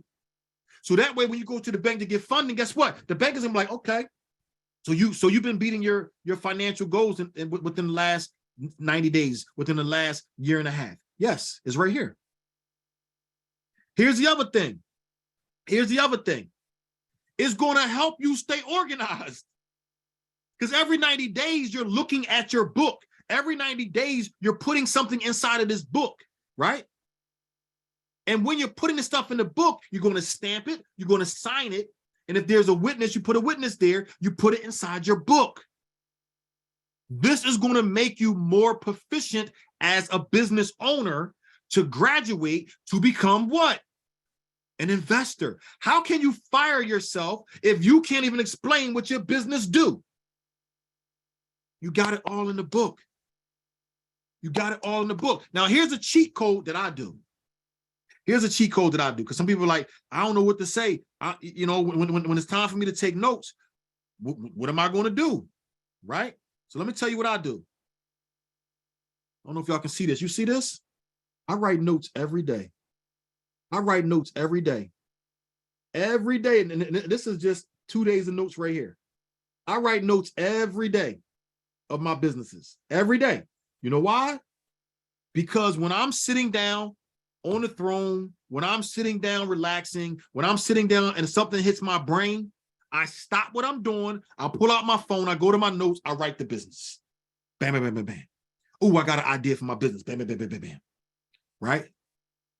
I'm in the real estate. I buy 1 to 5 properties a month. I ride past something, I see something, bam, look at this address. Bam, bam, bam, bam, bam. It's the same thing as being a salon owner, guys. When you're inside it, your client might say something to you that you doing their hair, you cutting their hair, you braiding their hair, right? You doing a thing to their hair, and they say something. It trigger an idea. You're trying to remember. No, you stop, pull out your phone, and put it in your phone. The one idea that's going to make you $1 million is the one that you already forgot. The one idea that's going to make you $1 million, you already forgot it. You already forgot it. I promise you, you did. But if you utilize what I'm telling you and you write it in your phone, every 90 days, if you're recapping what's going on, you're going to take your business to the next level. I promise you. I promise you. All right, everybody with me? All right, let's jump to the next form. So somebody write in the chat, what are the things that I told you that you need for your LLC? Write in the chat. I want everybody to write in the chat. What is it that you need for your I'm sorry. What's the things that you need for your LLC Bible? What are the things you need for your LLC Bible? Write in the chat. Somebody write in the chat. Somebody write in the chat. Y'all didn't get it, did you? I told you, note takers are money makers. No, not just one thing. I want somebody to write everything that you need inside the chat. I want you to write everything you need inside the chat. Scroll up. Courtney says she did. All right, Courtney, let me see. All right, hold on, Courtney. Let me scroll up. All right, write notes every 2 days. I got that one, Courtney. Let me see. So the breakdown on front, that's good. Okay. Business goals, budgeting, info, dates, inventory, daily operations for 90 days. Yup. So that's your minute notes, journal info, letter of good standing, LLC and compliance. Yup. Operational agreement. Okay, Courtney. Okay. Because once the paper expired. Yup. Let me see. I think you're missing like one thing though, Courtney. Binder. Let me see. I think you're missing one thing. All right, let me see. I think Tracy got it. LLCs, EINs, operational agreement, letter of good standing. You missing one thing, Tracy. You missing something. Letter of good standing, articles of organization, LLC, articles of organization, EIN, operational agreement, letters of good standing, minute notes. Yup. Rose got it. All right. So here's the deal. Rose got it. So you need that, and there's one last thing you need. You need your ID. You need your ID. All right, you need your ID. All right, so let's break down some stuff real quick. Because this is about to blow your mind. All right, so before I share this, let me come out of this really quick. Hold on, let me come out of this. Because I got to ask you a question. Because this is how you learn. You learn with the questions. All right. So right now, I asked you guys who was an entrepreneur. A lot of people put in there they entrepreneurs. You didn't know that you was an investor until we started talking about it, right? So some people might recognize that they're an investor too. So when you created your business, who are you in your company? I want you to write in the chat, who are you in your company? When you created your business, who are you in your company? Who are you? What's your position?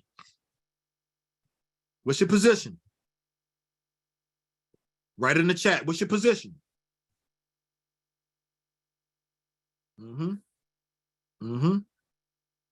All right. Okay. We got a lot of bosses. We got a lot of CEOs. We got some directors. Okay. No secretaries? Okay. Cool. Okay. I hate to be the bearer of bad news. But I'm going to level you up. You do not want to be an owner. You do not want to be a CEO. You don't want to be a COO. You don't want to be a boss, a president, a vice president. You don't want no titles of your business. Remember what I told you guys. Own nothing, but control everything. Own nothing, but control everything. Let me break down a quick story for you real quick. There was a guy, he had $1 million company. He was married. He was doing great, right? He was doing great. Business was booming, $1 million a year, right? Him and his wife couldn't see eye to eye anymore. They had 2 beautiful children, right? They didn't see eye to eye anymore. They had to get a divorce. It just wasn't working, right? They had to go on their own ways, right? So they went on their own ways. He was the president of the company. The wife was the vice president of the company. The kids were the members of the company. When daddy and mommy had a divorce, guess who got fired? Guess who got fired? Daddy got fired. That's right. Daddy got fired, and guess who got hired? Oh, mommy got hired as the president of the company. Daddy lost an entire business. He was exiled. He was fired from his own company. $1 million company was fired from because he did not set up his entity properly and he did not set up his business properly. Does that make sense? So now I'm not trying to I'm not trying to, shake up no happy homes, but you don't want to be a president, vice president, CEO. You don't want no titles. You don't want no titles. I'm about to explain to you why. Y'all see my screen? Operational agreement. Let's get into it. Operational agreement. You can see my screen. Somebody write yes or give me a thumbs up. Let's get to it. There is nothing inside of your operational agreement that says anything about president, vice president, CEO, COO, CFO, secretary, right? There is nothing inside of your operational agreement that says that. What does the operational agreement says? Single member or member managed. Did you know that if you are not the managing member of your business, that you can hire a managing member company and they can come in and fire you? Huh. Who cares you've been building this business since you were 17 years old? Huh. Who cares? You didn't place yourself. And here's the other thing. Let me read something to you. I want to read something to you, and then we're going to go back to the top. Let me just read something to you. Y'all ready? Remember, there's a difference between listening and hearing. Watch this. The member has the sole right to manage and conduct the company's business. Actions by the member relating to the management of the company may be memorialized in written resolutions signed by the member, but written resolutions are not required to authorize action by the member. Here we go. The member of this agent of the company has the authority to bind the company on all matters. It has the authority of the members, including, without limitations, the authority to sell, lease, exchange, mortgage, pledge, or otherwise transfer or dispose of all substantially of all of the property or assets of the company. They can merge the company with any other entity. They can amend the articles of organizations of the company or this agreement. They can change the nature of the business of the company, or they can commence in a voluntary bankruptcy case for the company. You still want to be a president? You still want to be a boss? Because social media told you to? Social media said you got to boss up. Social media said you gotta be this and you gotta be that. Stop listening to people that are not doing what they say they do. Does that make sense? So you can amend your LLC. You can amend your LLC. Where did you get this agreement? Got it from the state. Got it from the state online. Don't worry about that though. The real question is what? Somebody write in the chat. Information without instructions is dangerous. Information without instructions is dangerous. See, a lot of people on social media is giving you information, but they're not giving you instructions. That's what separates the different people. I'm giving you the instructions. I'm giving you the instructions. Now, here's the deal, though. My job is to give you the instructions. It's your job to apply the application. It's your job to apply yourself to execute. So the real question isn't where I got it from. The real question is, can we have it? The real question is, can we have it? Right? But we're going to get back to that a little bit later. So now look, you don't want to be a CEO. You don't want to be a president, right? I got you, Karen. Hold tight. I got you. Hold tight. We're going to get to that. So right now, you don't want to be a president. You want to be the managing member. The managing member places the votes and they control the company. If you are just a president and you're just, a vice president, you don't have no voting rights. You don't have no voting rights. You can't vote for your own company. What happens is that when it's time to make voting, you got to step out the room. Or they can have a meeting behind your back. Or they can just fire you without you knowing and you just get the letters in the mail. Right? All right. So managing member, right? That's what you want to be. The date, you put the date up there. You put the party, which is yourself, in the name of the business, right? You put the state in here, which state that your business is being started. You can use any state for this operational agreement. The name of the company, you put the name of the company up there. Articles of organization of the company was filed with the Secretary of State of what state? Same deal. You put the state in there right there. The company will exist until dissolved as provided in this agreement, right? Principal office. So your office can be the virtual address, or if you have your brick and mortar, right? Now, why am I telling you that it's okay to put the brick and mortar here? Because this is not going to public records. Everybody got that? This, you can put your brick and mortar here, or you can put your home address. It doesn't matter here because it's not going to public records. All right. Designated office or agent, you can put the virtual address in here, or if you have a registered agent. Some states like Florida require for you to have a registered agent, right? Purpose and powers is basically just telling you the powers of this LLC. Title of all assets is basically telling you that the company owns all the assets. The members do not own assets. The company owns the assets, and if anything happens to the company, the members are not held responsible for it. You can put the member name here. I want to read something to you. There's a difference between listening and hearing.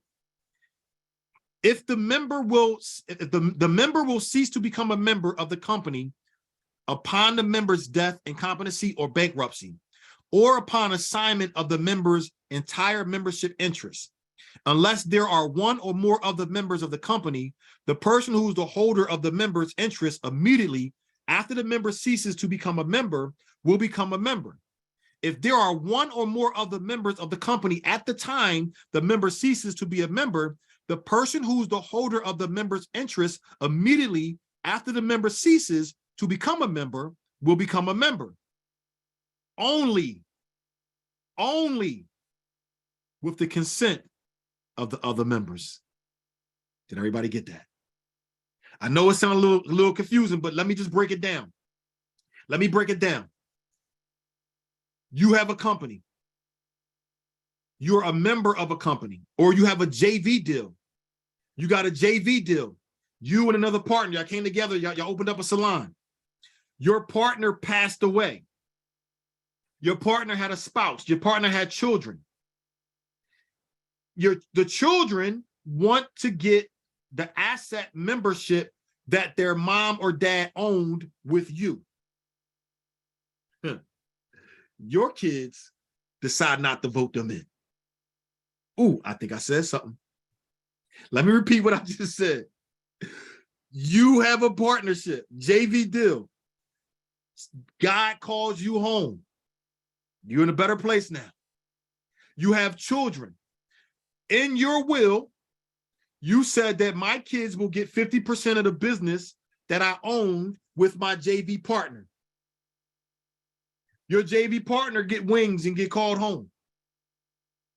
Your JV partner kids are managing members, but you didn't make your kids the managing member. So now the JV partner managing member say, oh no, I never fooled with you anyway. We're not voting you into nothing. Your kids just lost your interest inside of the company because you didn't make them managing members. Did that make sense? Did everybody get that? It's touchy, but that's how it works. That's how it works, right? So now you go, you think your interest automatically goes to your offspring. It's a myth. Information without instructions is dangerous. That's a myth. Technically, it does go. However, if the other person who is a member don't vote your offspring or the loved ones you left behind in, because your offspring or loved ones were never members, they don't have to make them members. It clearly says here. It clearly says here, right? It says the person who's the holder of the member's interest immediately after the member is ceased to be a member will become a member only with the consent of the other member or members. That makes sense? Now watch this. Except for the holder of the member's interest who becomes a member under the provision of the section of this agreement relating to termination of members' interest, additional members of the company may be admitted by only written agreement of the member and additional members. So what does that mean? That means you got to do this before you go. You got to make it known that my children are members now. That makes sense? Oh, yeah, I told you I was going to learn something today. I told you I was going to learn something. All right. Capital interest. This basically just says if the company fails or the company filed bankruptcy, it doesn't have anything to do with the other members. So you're good to go. The members don't have to take the fall for it.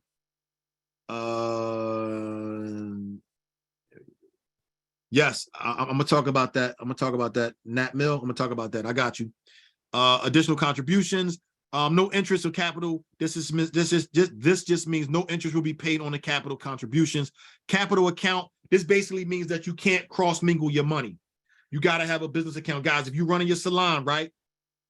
If you're running your salon and you taking cash payments, you taking cash app, make sure Zelle, you taking the payments off the appointment app, whatever it is, make sure that's going to one business account. Do not have that going into your personal account. You don't want to cross mingle your money. You don't want to cross mingle your money. All right. Management, administration of members. This is just saying that the members do have roles inside of it. I read that about the members already. That's where the members can vote you out. Accounting and books, you want to make sure that you keep your records up to par. At any given time, somebody can challenge you and want to see your records. So you make sure you keep that up to par. Dissolution and winding up. If you're going to dissolve the company, you have to liquidate the company assets first, and then you can dissolve the company. You can't dissolve the company with assets inside, you'll lose them. All right. Same thing there. Limited liability, same thing there. You're not held liable. All right. So then you got to sign off this as a member. You want to have a witness, and you want to have a notary seal. All right, so let's get back to answering some questions. Exhibit A. This is where you place people onto your LLC. You never, ever, ever, ever, ever, ever, ever put anybody on your LLC with you. I said it. I said it. See, people are teaching you wrong. See, here's the thing. If you and I become partners, and I put you on an LLC, and I put you on an EIN number, I just married you. Because now I got to file taxes with you. Your Social Security and my Social Security is on the same EIN number. We're bonded. What if you wake up one day and you just decide that you're going to live an awful life? Or you decide that your credit score, you're going to take it from an 800 down to a 550 or a 450 or a 300. You just ruined the business. Does that make sense? Unless you are 1,000% certain that the person that you're putting on your LLC has the right intentions as you do, then you put them on there. But I don't put nobody on my LLCs. Nobody. Not even my mama. Nobody goes on my LLCs. Because here's the thing. I know what I'm going to do. I know how I'm going to be held responsible. I know how I'm going to uphold my businesses. I can't take the opportunity or chances to have somebody else ruin my business. That makes sense? When you open up an LLC, you're placing yourself on that EIN. You got to give them your Social Security number. You can't get an EIN without your social. So when you place a partner on there, they got to give up their social. What if the relationship don't go the way you plan it in the next 5 years? See, you're thinking about today as an entrepreneur. You're not thinking about tomorrow as an investor, right? You got to make sure that you're covering all your bases. Now, I'm not saying that you can't do JV deals. I'm not saying that you can't partner with people, but you place them on an operational agreement because the operational agreement can be changed at any given time. Is this making sense? If you do it on your LLC, now you got to amend the LLC. They got to write a letter. It got to be approved before they can be removed. What if y'all not talking no more? They can make decisions with your LLC and you not even be aware of it. So you do not want to do JV deals by placing people on the LLC. You want to do JV deals by placing people on the operational agreement. It can be adjusted and changed at any given time. Sorry to be the bearer of bad news, but I got to give you the facts. Does that make sense? If y'all getting some value out of this so far, somebody drop in the comments, I'm leveling up. Y'all getting some value? If you're getting some value, drop in the comments, I'm leveling up. If you learned one thing, type the number 1. If you learned multiple things, type the number 2. Type the number 2. All right. Let's keep getting busy. All right. So now you got the operational agreement. You put everything in here. For your kids, if you want to place your kids on your LLC, put them on the operational agreement. Make them managing members of the company. Keep the operational agreement inside of your LLC Bible. It goes hand in hand. This is the reason why you get the operational agreement, notary and sealed, signed, stamped. It's official. It's official. But you also get an opportunity to change it.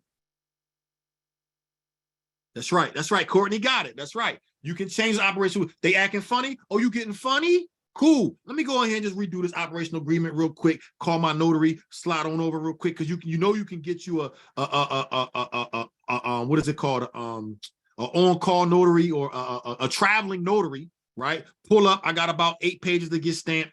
Stamp this page. I'm good to go. You get it corrected. That makes sense? You got to protect your assets. Own nothing but control everything. All right? Own nothing but control everything. All right. So we got the operational agreement down pat. Next up, who knows the best states to start LLCs? What's the best 3 states to start LLCs? What's the best 3 states to start LLCs? I see 2. There's one more. All right, so let me give them to you. Let me give them to you. It's Delaware, Nevada, and Wyoming. It's Delaware, Nevada, and Wyoming. Here's the reason why. Those states are business friendly. You cannot pierce the corporate veil. Does that make sense? Now you're probably thinking like, well, hell, I live in Atlanta. Hell, I live in Pennsylvania. Hell, I live in Jersey. Right? Let's get to it. Let's get to it. Let's get to it. All right. So the reason why they're better is because the corporate veil won't be pierced. That's the first thing. Now you might be thinking to yourself, well, how do I do that when I live over here? Or how do I do that when I'm doing a business in a particular state? Why? How can I have a Delaware LLC and I'm doing business in Atlanta? Right? How can I have a LLC in Delaware and I'm doing business in Atlanta? That's right. You can live anywhere and do a business, but I got something even better than that. Y'all ready? Y'all ready for this? Y'all ready to get to the second half of this? Let's get to the second half of this. I am going to teach you something called layers. What am I going to teach you? Write in the chat. What am I going to teach you? Something called what? Layers. All right. Here's the deal. Here's how you set up your business the proper way.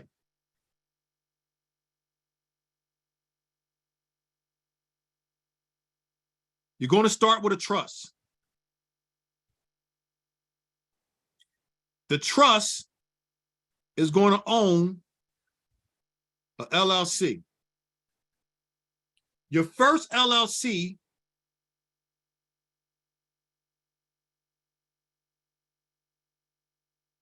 is your holding company.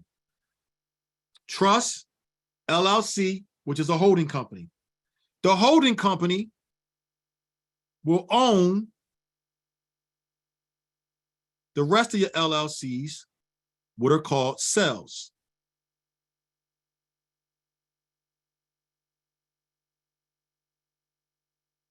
Everybody with me?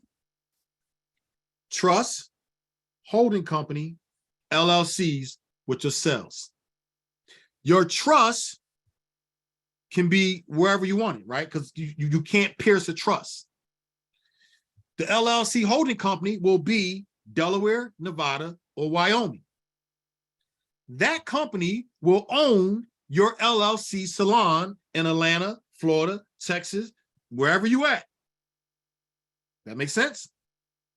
Did everybody get that? It's called layers. It's called layers. Own nothing, but control everything. Right? Trust protects your personal assets. LLC, holding company. Holding company owns the other LLCs, which we call cells. Right? Now, you can say, you could, but it doesn't matter, only because the trust can't be pierced. If you got to get your trust set up by an attorney, it can't be pierced. Now, some people might say, well, I don't want all them LLCs cash flow. Oh yeah, you do. Oh yeah, you do. But if you say, you know what, I got the trust, I got the LLC holding company, I don't want them cells. I don't want them cells. I just want to deal with my trust, and I want to deal with my salon. I got an LLC for my salon, and I'm good. Okay. That's good. That's cool. That's cool. But do you want to learn how to print money on demand? Or do you want to learn how to get rotisserie money? Which one you want? Somebody write in the chat. Do you want to learn how to get print money on demand? Or do you want to learn how to get rotisserie money? Right? So one LLC, you in that rotisserie oven, you cooking. You cooking. You're going to make some money, but you cooking. These cells, oh, that's microwave money. That's microwave money. We're going to print money on demand, right? So let me break this down for you. The trust, and I need everybody to understand this, banks don't lend to trust. Hate to be the bearer of bad news. People say, oh, go get a trust, go get a trust, go get a trust. You're not getting no money with no trust. You're not getting no money with no trust. Banks don't lend the trust because you can't sue the trust. Right? LLCs, holding company. The banks will lend to holding companies. But here's where the banks don't lend to. DBAs. You know how you start a business and you want to DBA it because the business name is too long? So you do a DBA. Banks don't lend to DBAs. That makes sense? So we're investing, trust you gotta have. But DBAs, why are you getting a DBA, but you can't get no money? Why are you getting a DBA, but you can't get no money? Does that make sense? All right. They're ready to get to the bag? They're ready to get to the bag? Who chasing the bag? If you chasing the bag, say yes. Write in the chat, yes. If you chasing the bag, write yes. They ready to get to the bag? All right, y'all sure? Y'all sure? Y'all ready to get to the bag? Okay. Why you chasing something you're never gonna catch though? You chasing the bag, but you never gonna catch it. They print money every day. I just told y'all I just told y'all how to print money on demand. They print money every day. Why you chasing the bag? You chasing something you never gonna catch. You know when you chase something that you can't catch, you lose it, right? You chasing something that you're never gonna catch the bag. I need you to understand something, and I want you to write this in the chat. You are the bag. I want everybody to write in the chat, I am the bag. That's right. Crown got it. I am the bag. Write in the chat, I am the bag. I am the bag. Stop chasing the bag and understand that you are the bag. All you got to do is fill it up. All you got to do is learn how to fill it up. All right, y'all ready? Let me teach you how to print money on demand. So here's the first thing. Most of us have an LLC, right? If you got one LLC, matter of fact, I want you to type in the chat how many LLCs you got. How many LLCs you got? Write in the chat how many LLCs you got.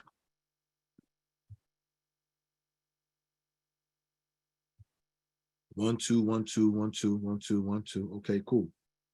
Cool. All right, cool. How often can you make an LLC? How often can you make an LLC?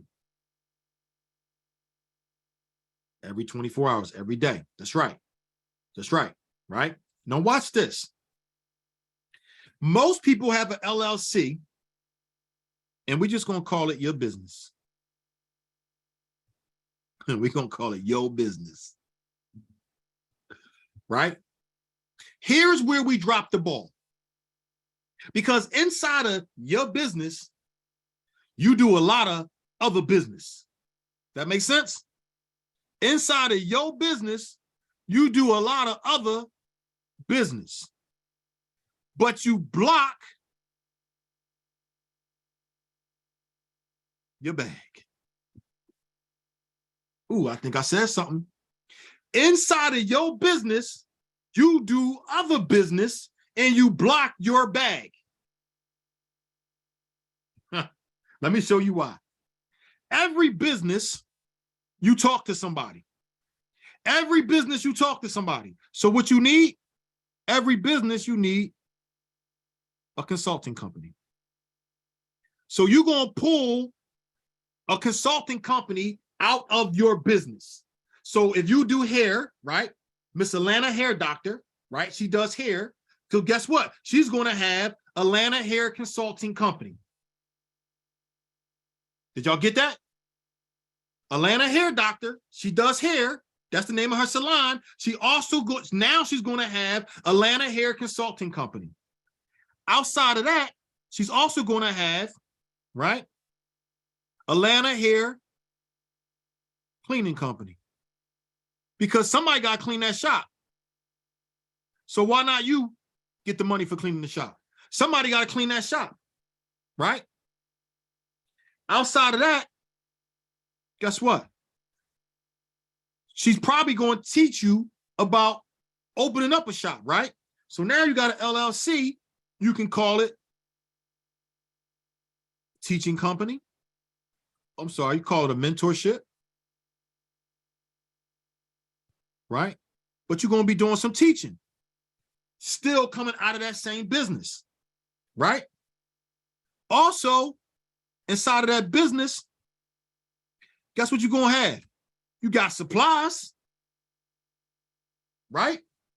You got supplies. Even though you might order them from a third party, guess what? You can still order supplies from a third party, put them inside of your shop underneath your supply LLC and sell it to your customers, right? And sell it to your customers. So right now we got 1, 2, 3, 4, 5 businesses. I done gave you your regular business. I done gave you your consulting company. I done gave you your cleaning company. I done gave you a mentorship program. I done gave you supplies. Guess what? Inside of your business, you also got, some Wi-Fi money. You can do your ebook. You can do your course. And you can put it online. All from you being the hair salon business. Now you got all this stuff wrapped into one company to get one bag. And I just showed you how you can get 1 bag, 2 bags, 3 bags, 4 bags, 5 bags, 6 bags. You got to learn how to take your services out of your company, and you got to level up. Why are you keeping all your services bundled up when every service you got has the potential of being another company? I don't even think y'all got it yet. I don't think y'all got it. I don't think y'all got it. I don't think y'all got it. So you know what? I know what I got to do. I got to get in my bag. I got to get in my bag because I don't think y'all got it. I don't think y'all got it. I got to get in my bag. Okay. I don't think y'all believers. I don't think you're a believer.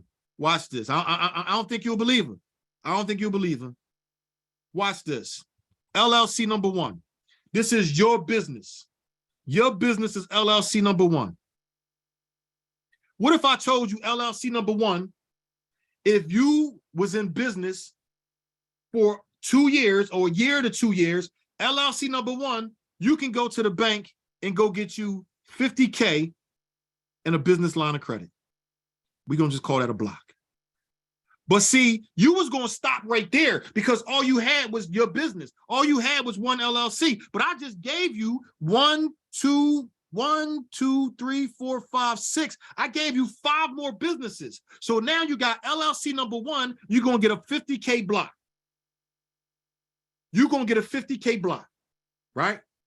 Don't worry. Information without instructions is dangerous. I'm going to give you the instructions. But let me give you this information first. LLC number 1, 50K block. We're going to take that 50K block times 5 because I just gave you 5 more businesses to take out of your LLC, right? Everybody with me? That's $250,000. I don't know if y'all understand that. That's $250,000. Took your one LLC, you broke it down for the services, you took the same LLCs to the bank that I'm about to give you in a minute, got you a 50K block, right? 50K block from one bank, 50K block from one bank, all 6 of your LLCs is in there, right? So all 6 of your LLCs is in there, 50K plus another 250, right? So technically you got 300,000, right? Let's just correct this math here. Let's correct this math. The math got to be mathing. So we talking about 300,000 from KeyBank. 300,000, 6 LLCs take to KeyBank, apply for the 50K block, no docs. I'm sorry, no docs, except for your LLC Bible, 50K. 50K. That's $300,000 within a few minutes. Within a few minutes. One bank, 6 LLCs. What do you think is around the corner from KeyBank? Anybody? What you think is around the corner from KeyBank? Another bank. Another bank. Let's say we run the same strategy. Another 300K. What you think is around the corner from Fulton Bank? What you think is around the corner from Fulton Bank? Another bank. Another bank. Another 300,000. I don't know if you keeping up, but I almost made you a millionaire. I don't know if you keeping up, but I almost made you a millionaire. What do you think is around the corner from Penn Fed? Another bank. Now, I don't know if you keeping up, but welcome to the millionaire status. Welcome to the millionaire status. Welcome to the millionaire status. 1.2. Welcome to the millionaire status. Welcome to the club. What you think is around the corner from Penn Community? Another bank. Another bank. If you getting what I'm teaching, somebody drop in the chat, I'm leveling up. No. You got to PG this. You got to personal guarantee this. You got to personal guarantee this, but I'm going to break that down in a minute.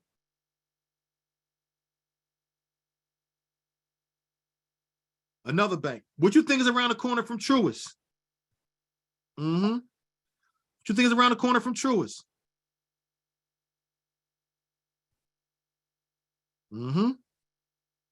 Another bank.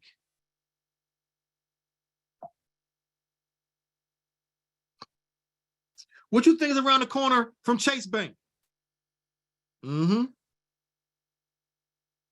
Another bank. What you think is around the corner from PNC Bank?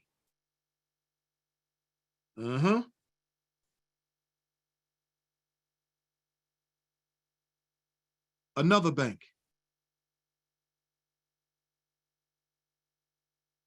Y'all get the picture? Y'all get the picture? So what we got so far? We got 1, 2, 3, 4, 5, 6, 7, 8. Whew, was that 2.4? What's that, 2.4? 2.4 M's.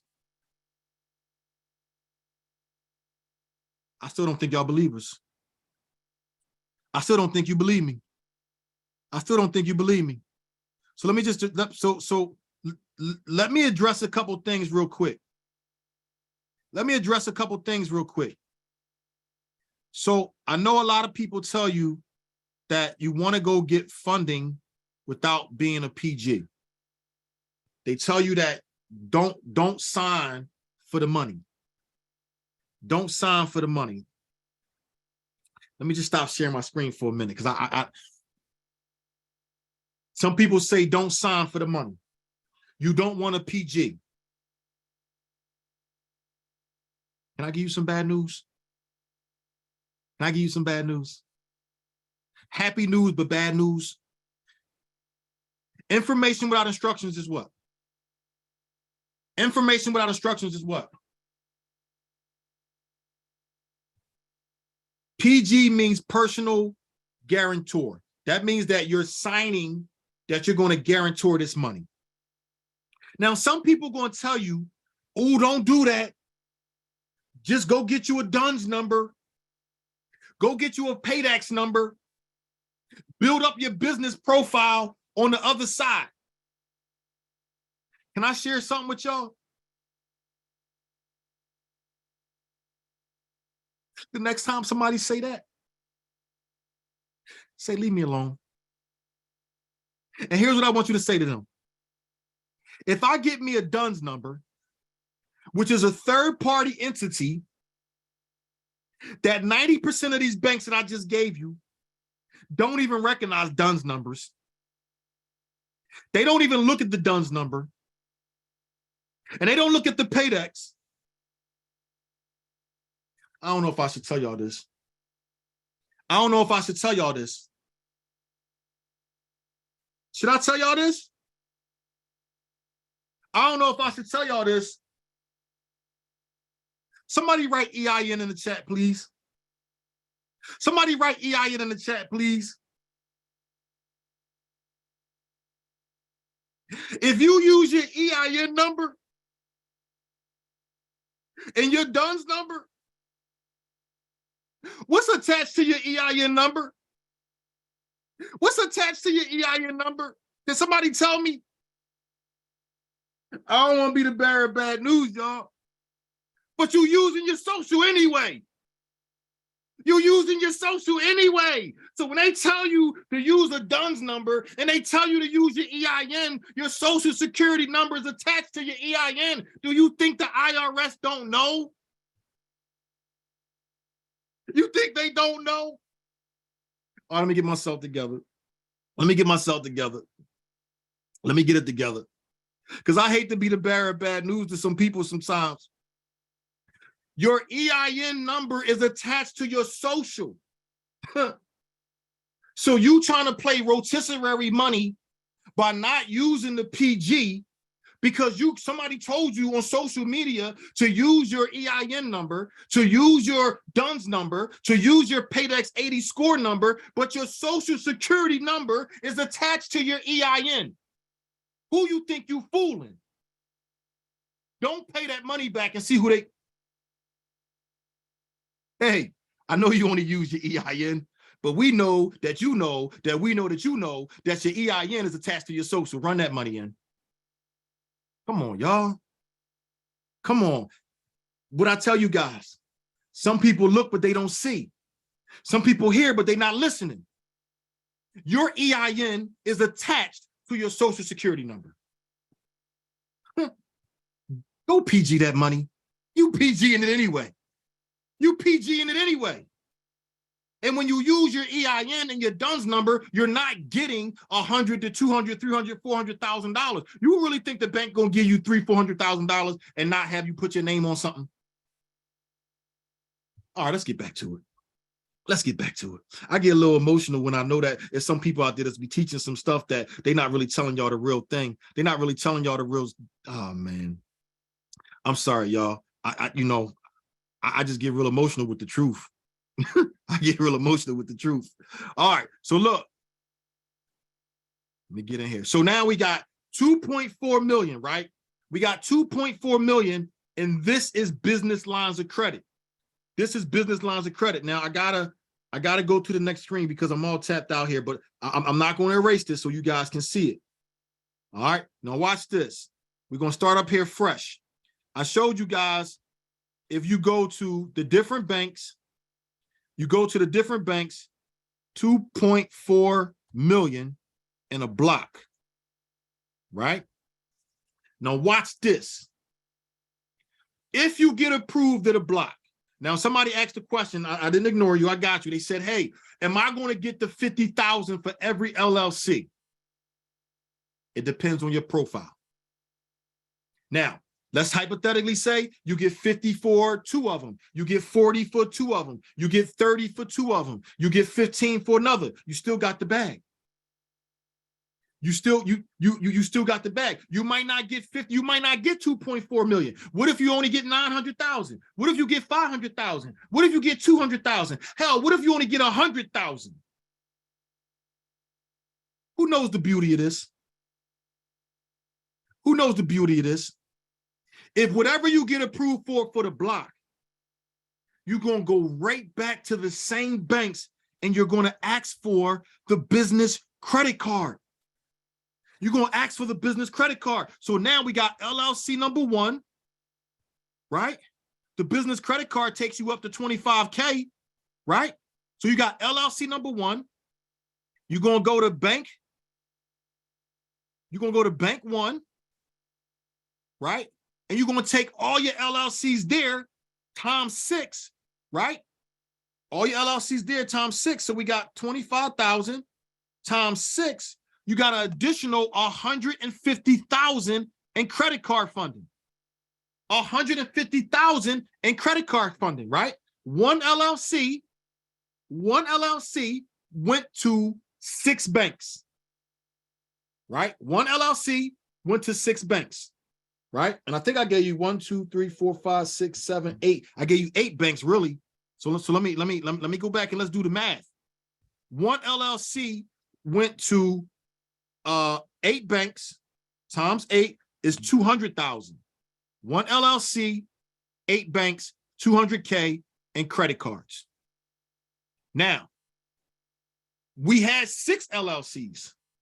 So if we take the same 200,000 times the 6 LLCs all together, right? 6 LLCs, because you made 6 of them. I showed you how to pull your services out. 6 LLCs, right? 200,000. Let's call it 5 because you already got the first 200,000. Now you got another million. You got another million in credit cards. Business credit cards at that.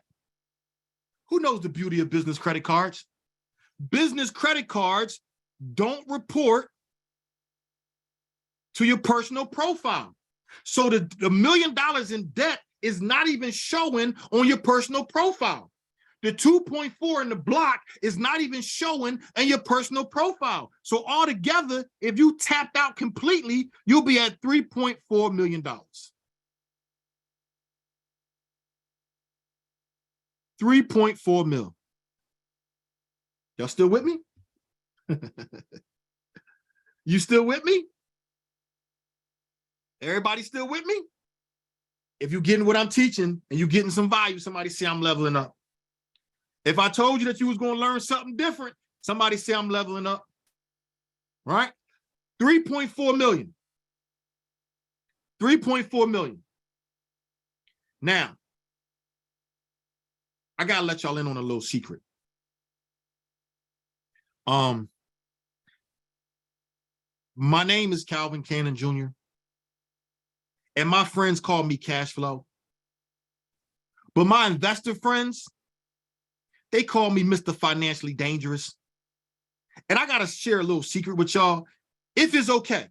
if it's okay that I can share something with y'all, I want you to write 7 in the chat, please. Write a number 7 in the chat. If I can share something with y'all, because I've been giving y'all plays all night. And I told y'all this ain't gonna be one of them 30-minute talks where you got to try to figure it out on your own, right? So what if I told you that when I ran this play, I wasn't happy with 3.4 million? It kind of disturbed me a little bit. So I had to figure out, how can I get more?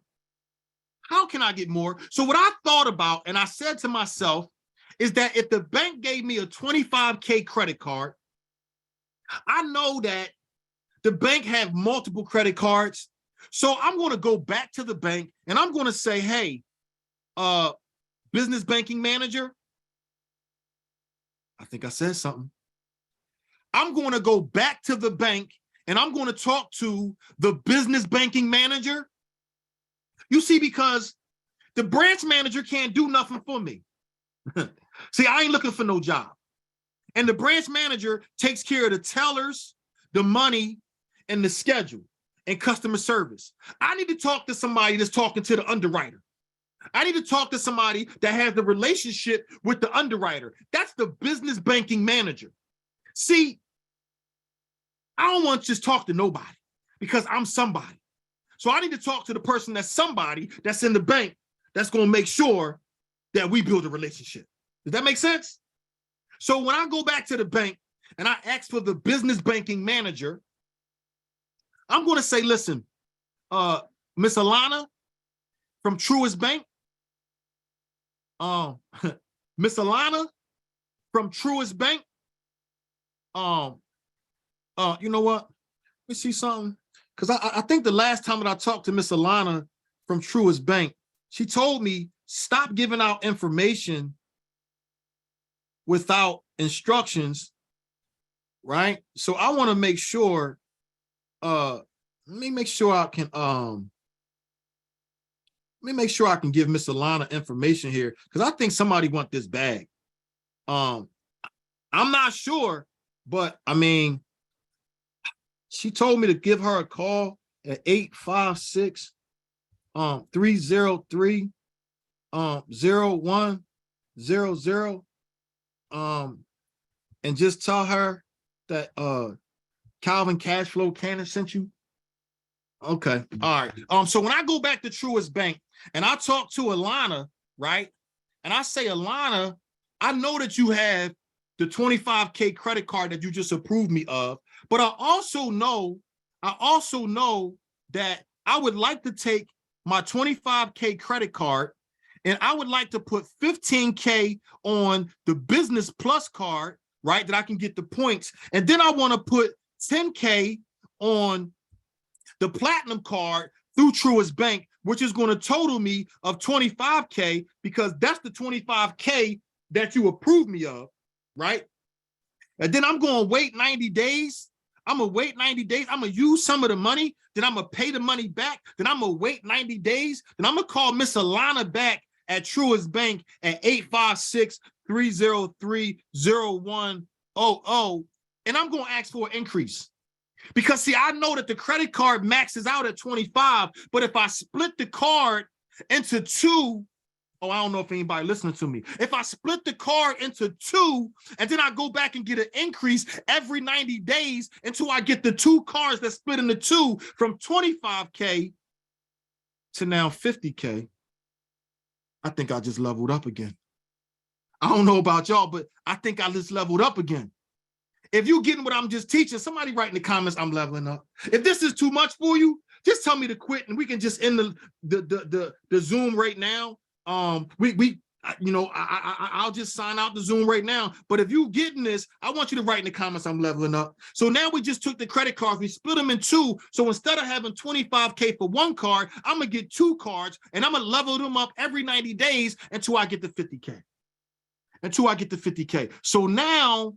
So now I got 1 million in credit cards, but then I just doubled it up. So within the next year, I just took the 1 mil to 2 mil. I don't know about y'all, but y'all should be full right now. I done gave you 2 meals. I done gave you breakfast, lunch, and dinner. I done gave you 2 meals. Now you're probably thinking to yourself like, damn, whoo, I hear you talking real spicy, cash flow. I hear you talking real spicy, but that's a lot of money. That's a lot of money.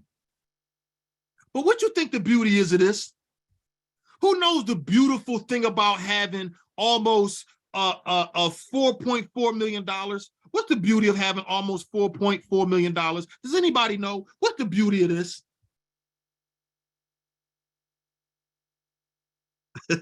My head about to fall off. Can I share something with you again?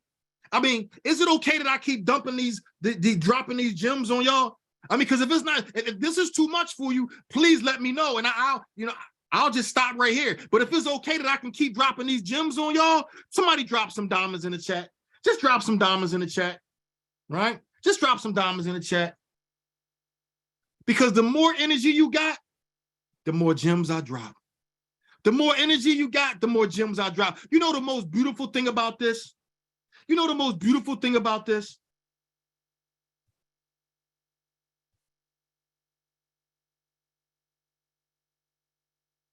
It's all tax-free money. We ain't got to pay Uncle Sam. Uncle Sam can't tax you on loans or credit cards. I just made you a millionaire and you ain't got to pay taxes. Oh, man. If you getting what I'm teaching, somebody say I'm leveling up. I just made you a millionaire. If you don't land on 4 million and you just land on 1 million, you still made $1 million without paying Uncle Sam a dime. Now, I don't know what type of leveling up y'all looking for, but I'm feeling real good about right now. That's right. I'm feeling real good about right now, right? Now, one thing that I got to tell you, I got to share this disclaimer with you. I got to share this because I wouldn't do you no justice if I didn't give you this disclaimer. Don't go get that money if you ain't got no plan. This can hurt you, right? Money is the root of all evil. So you got to have a plan. You got to have a plan. Do not go get this money if you don't have a plan. Now, here's the thing, because everybody going to say, I got a plan, cash flow, but do you got a $4 million plan? See, because my plan wasn't 4 million. I had a $5,000 plan. I had a $100,000 plan. I had to work my way up to $1 million plan. Now, a lot of people may think we got that $1 million plan, but you really need to reevaluate that. I'm going to suggest to you, I'm giving you the ways to get the money. But I urge and ask you, please, don't go get this money if you don't have a plan. A plan is not going to Dubai. A plan is not getting a BBL. A plan is not treating everybody. A plan is, how do I make this money make money? How do I make this money make money?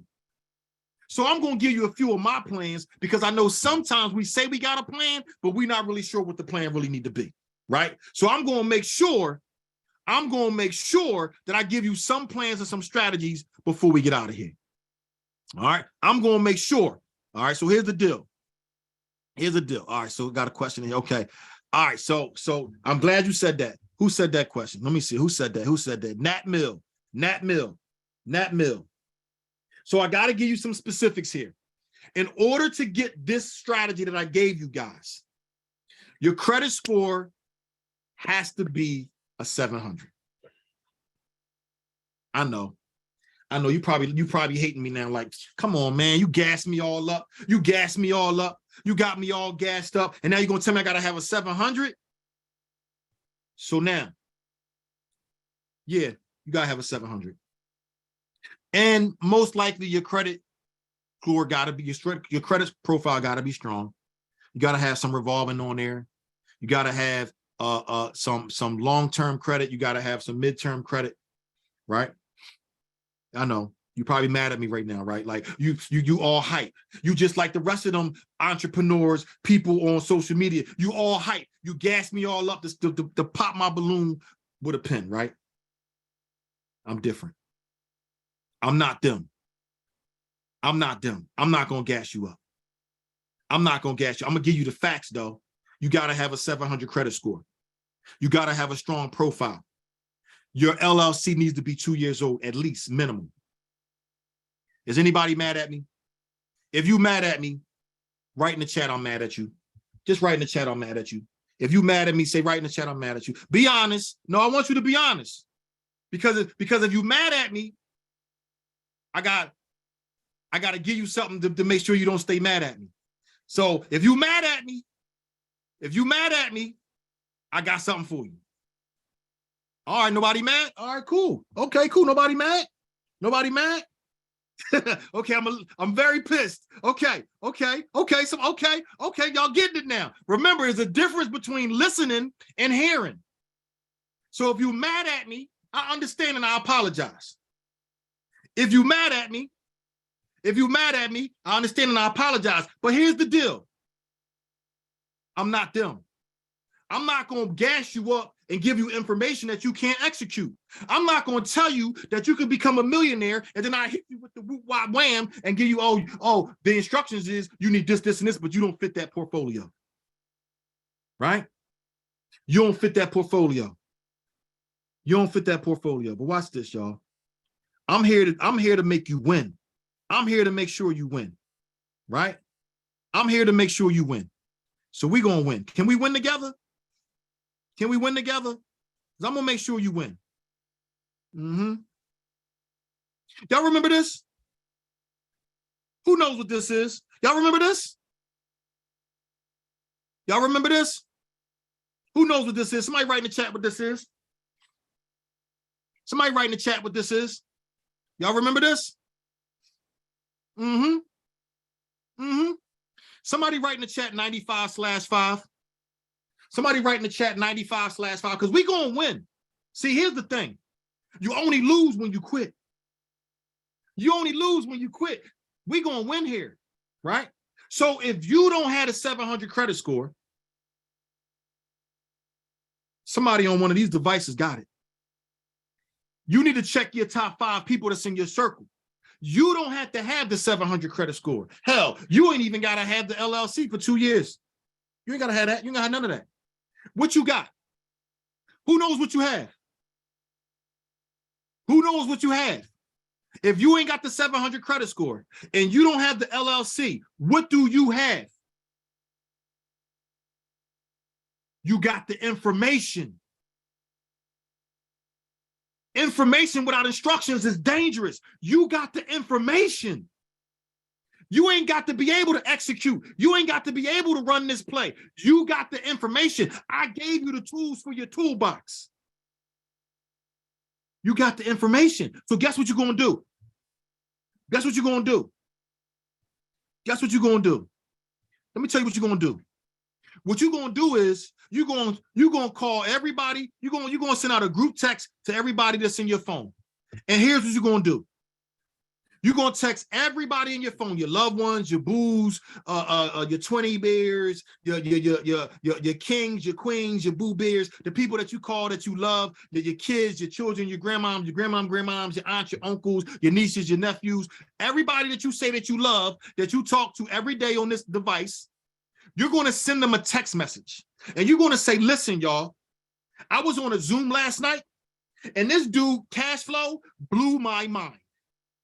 And I want to share the information that he shared with me with you. So I am going to do a Zoom call with my family. Next Sunday at 7 p.m., I'm going to send you guys a Zoom link. And I want you to get on the Zoom link so we can level up. Are y'all with me?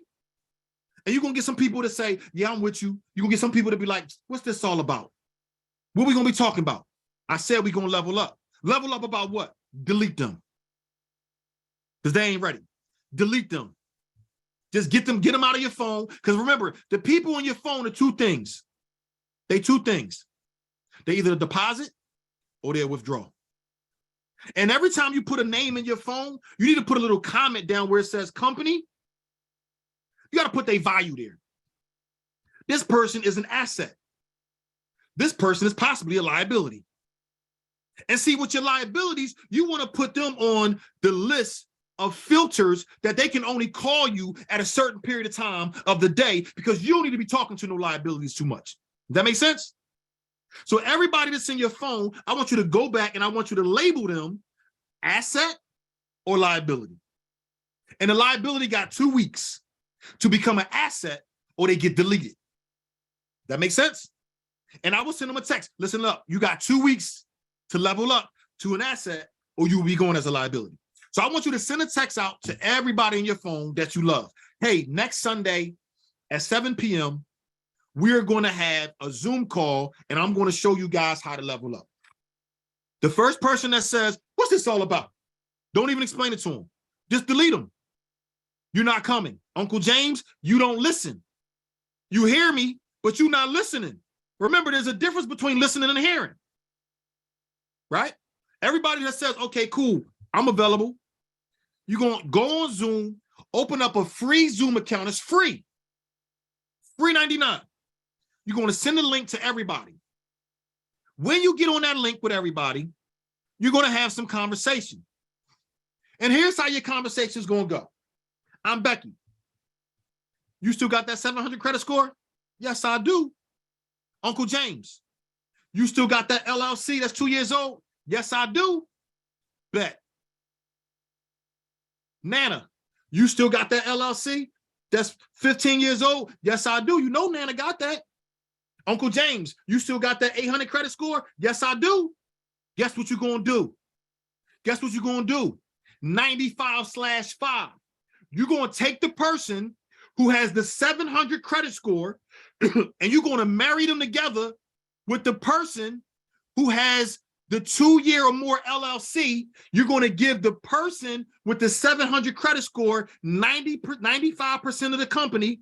The person with the person with the 2-year LLC, they're going to get 5% of the company. You're going to put them on the operational agreement. And we're going to level up. The banks don't look at anybody, credit score or finances, that have less than 5% or less of the company. So if somebody got the LLC, you got the LLC, and then somebody else got the 700 credit score, oh, we gonna get this bag. Oh, we gonna get this bag. I didn't tell you all that information for nothing, right? You're gonna put the person with the 700, give them 95% of your company. You're gonna take 5% because you want to keep your hand in the pot. You're gonna go to the bank. You're gonna get the bag. What did I tell you about this operational agreement? After you get that bag, oh, that operational agreement can be changed at any given time. That operational agreement can be changed at any given time. So I don't want to hear nobody say, I don't have a 700. Find the 700. Find the 700. Oh, I don't have the LLC for 2 years. Go find the person with the LLC for 2 years. Who are we talking to on these phones? What we talking about? If we're not talking about leveling up, they are a liability. Delete them. Delete them. Your top 5 people. Let me break this down for you. Let me break this down for you. Your top 5 people is either doing 2 things, either helping you or hurting you. If you the person with the 700 credit score and the person that you're with, your top 5, got less than a 700, you the person shining on everybody. Why you not helping your people? Because you know how to keep a 700. You know how to get the 700. Why are you not helping them? So you're the problem. You're the situation. And vice versa. If you got the 600 and the person you rocking with got the 700, but y'all not talking about how to get a 700 credit score, what we really talking about? What we really talking about? And you need to check your friend. Like, yo, what's your credit score? 800 and I'm at a 6? We doing something wrong. Why am I not an authorized user on your account to help me get up to a 700? Why are you not talking to me and teaching me about how to get my credit score up? Why are we not having these conversations? Why are we talking about what happened on Instagram? Why are we talking about, oh, she got the BBL, or he got this, or she got that? Why are we talking about that? That's nonsense. That's irrelevant conversations. Let's talk about some relevant conversations. You got an 800, get me there. If your friend got an 800 and you're not on their credit card as an authorized user, is that really your friend? Is that really your friend? If you're the person with the 800 credit score and you watching your other family members struggle, what are you really doing? You think that make you cute? You think that make you higher? No. You're withholding information. You're gatekeeping information that you're not leveling up your tribe. We're not going to do that. Or we're not going to do that. Everybody levels up. I could have easily came on here tonight, gave y'all the juice and got gone. But I'm giving you the juice. I'm giving you how to execute it. And I'm making sure we win. When you win, I won. If you're getting what I'm teaching, somebody say I'm leveling up. If you're getting what I'm teaching, somebody say I'm leveling up. You getting this information because it's time to level up. If you still doing right now what you've been doing last year, change today. Change today. Stop having people around you that's not adding value. Stop being around people if you're not adding value. Stop all the gossiping. Stop talking about the irrelevant things. Stop making irrelevant people relevant. Stop chasing all these influencers because they got 100,000 followers, or because they driving a Lambo, or because they jumping in and out of jets. Half of them broke. Half of them living check to check. Just because you got $1 million don't mean you ain't living check to check. You got to get around the people that's helping you grow. Does that make sense? All right, cool. Let me get off my soapbox. So I need y'all to understand this. Don't worry about if you don't have a 700 credit score. Don't worry about if you don't have a 2-year LLC. You got the information. You got the operational agreement. Find the people in your circle that have the tools for you to execute. Everybody should be getting a bag. Everybody should be getting a bag. Now, let me give you some more strategy. Let's say you got 2 people, you put them together and get the bag. Well, you charge them 10% for the bag you just helped them get. Oh, I helped you get 5,000, pay me 10%. I helped you get 100,000, give me 10,000. Help me get to where I need to be, right? You're giving them the information. If you're giving them the information, put some sauce on it.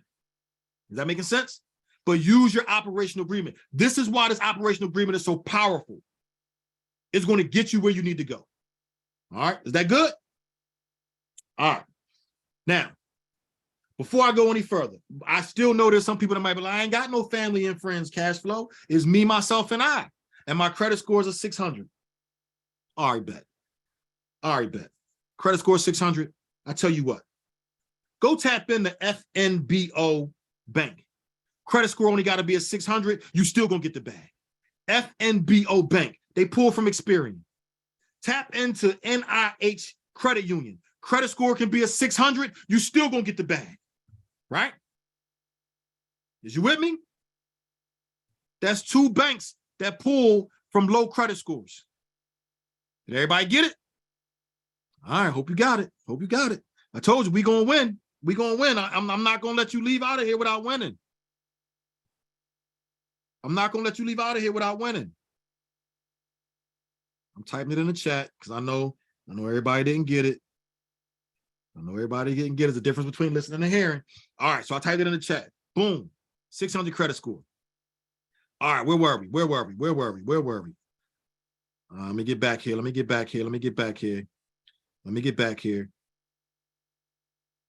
No, that's not it. All right. We leveling up. Y'all getting some good information here? All right, cool. I typed the banks inside the chat. Just scroll up. FNBO Bank, NIH Credit Union. All right, so look, here's the deal. Here's the deal. I told y'all we gonna win. Listen, Chen said, listen, I need you to come in here and bless my people. I said, say less. All right, look, let's get to it. So I told you guys, don't go get this money without a plan. Please, the money can hurt you. I need you to have a plan. But besides just having a plan, I need you to understand what you're going to do. So I'm never going to leave you with a bag without giving you execution and accountability, right? So here's the deal. I already showed you guys that it's free tax money, right? Free tax money, right? We ain't got to pay Uncle Sam a dime, nothing. See you, Uncle Sam. I didn't even get a chance to meet you anyway, right? We ain't got to pay him a dime or her. We ain't got to pay nobody a dime. But here's something else that's more important than that. And I need you to pay attention. I know we've been on here for a minute, but we about to get real spicy in a minute. All right. So I showed you guys you can get 4.4 million. And even if you don't get 4.4 million, let's say you only get 50,000. Let's say you only get 30,000. That's still something that you can get started with doing something with. Does that make sense? So watch this. When you start bringing in this type of money, it's debt. Let's not forget this, right? It's not free money. It's not free money. So let's not get confused that you became a millionaire overnight and you up. You're not up. You only got one foot in. Let me teach you how to get both feet in, right? So now you got $1 million.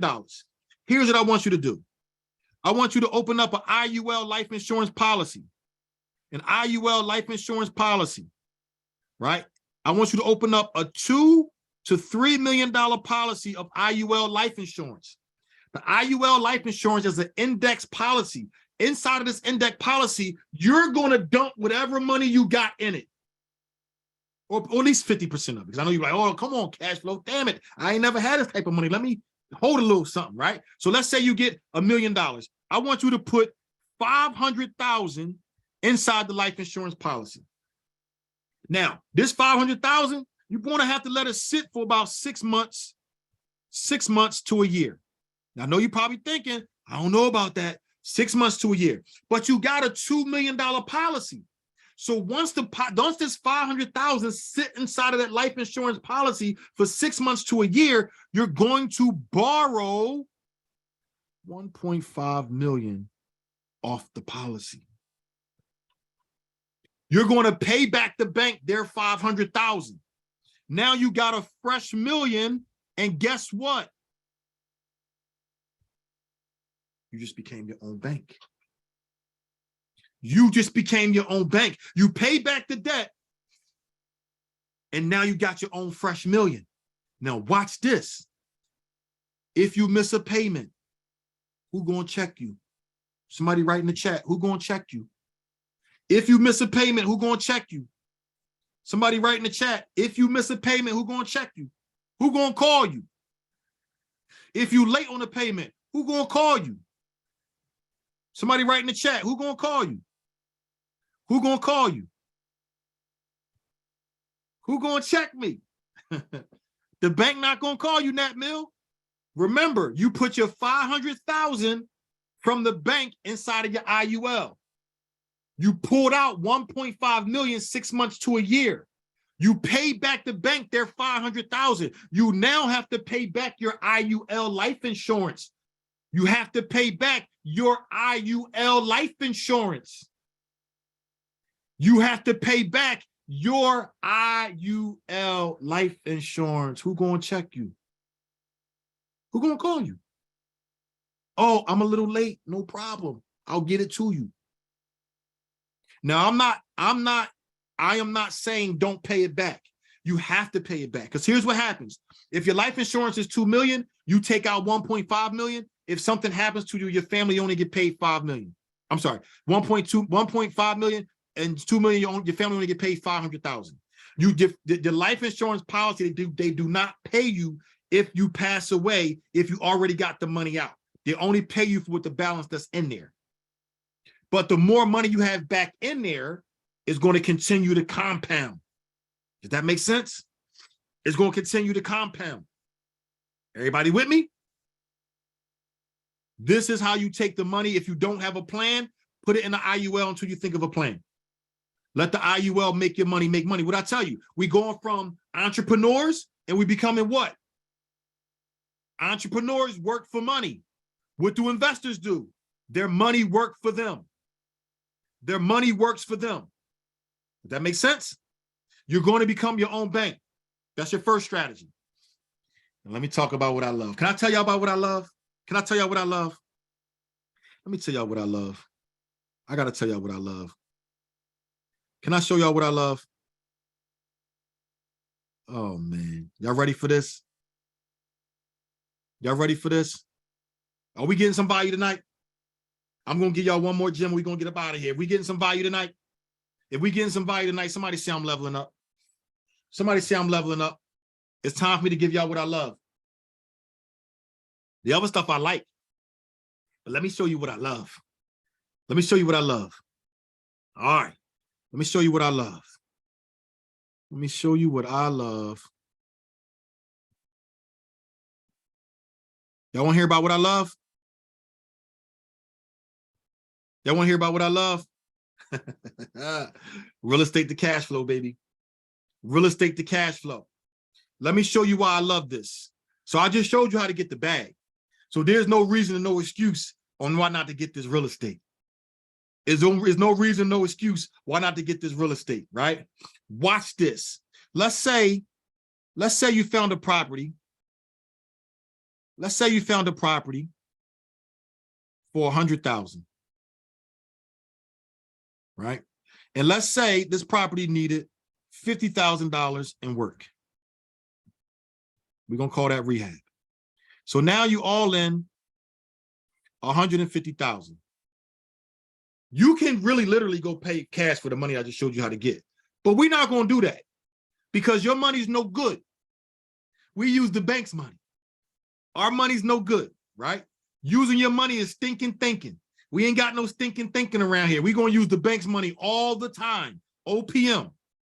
OPM, right? I want you to write this down, though. I want you to write this down. Y'all ready? Cash is trash. Cash is trash. Write this down, y'all. Cash is trash. Somebody write in the chat.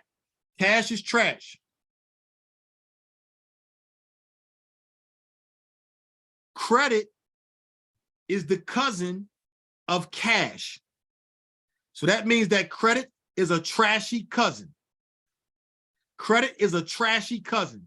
Credit is the cousin of cash. Somebody write it in the chat. That's right.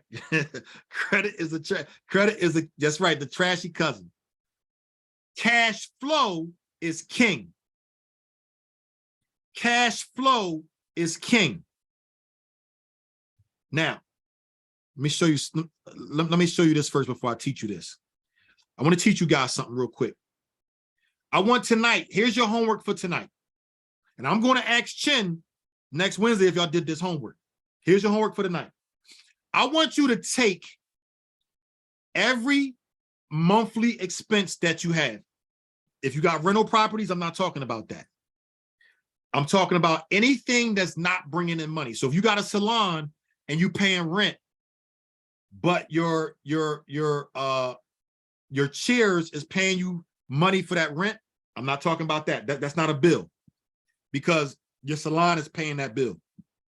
I'm talking about your expenses, your personal expenses, car notes, mortgage, rent, credit cards, ladies getting your hair and your nails done, guys getting your barbershop cuts, you know, every week, every other week, sneakers, you know, whatever your vice is. You like to go out partying on Fridays and Saturdays. You like to smoke hookah on the weekends. You like to sip Moet or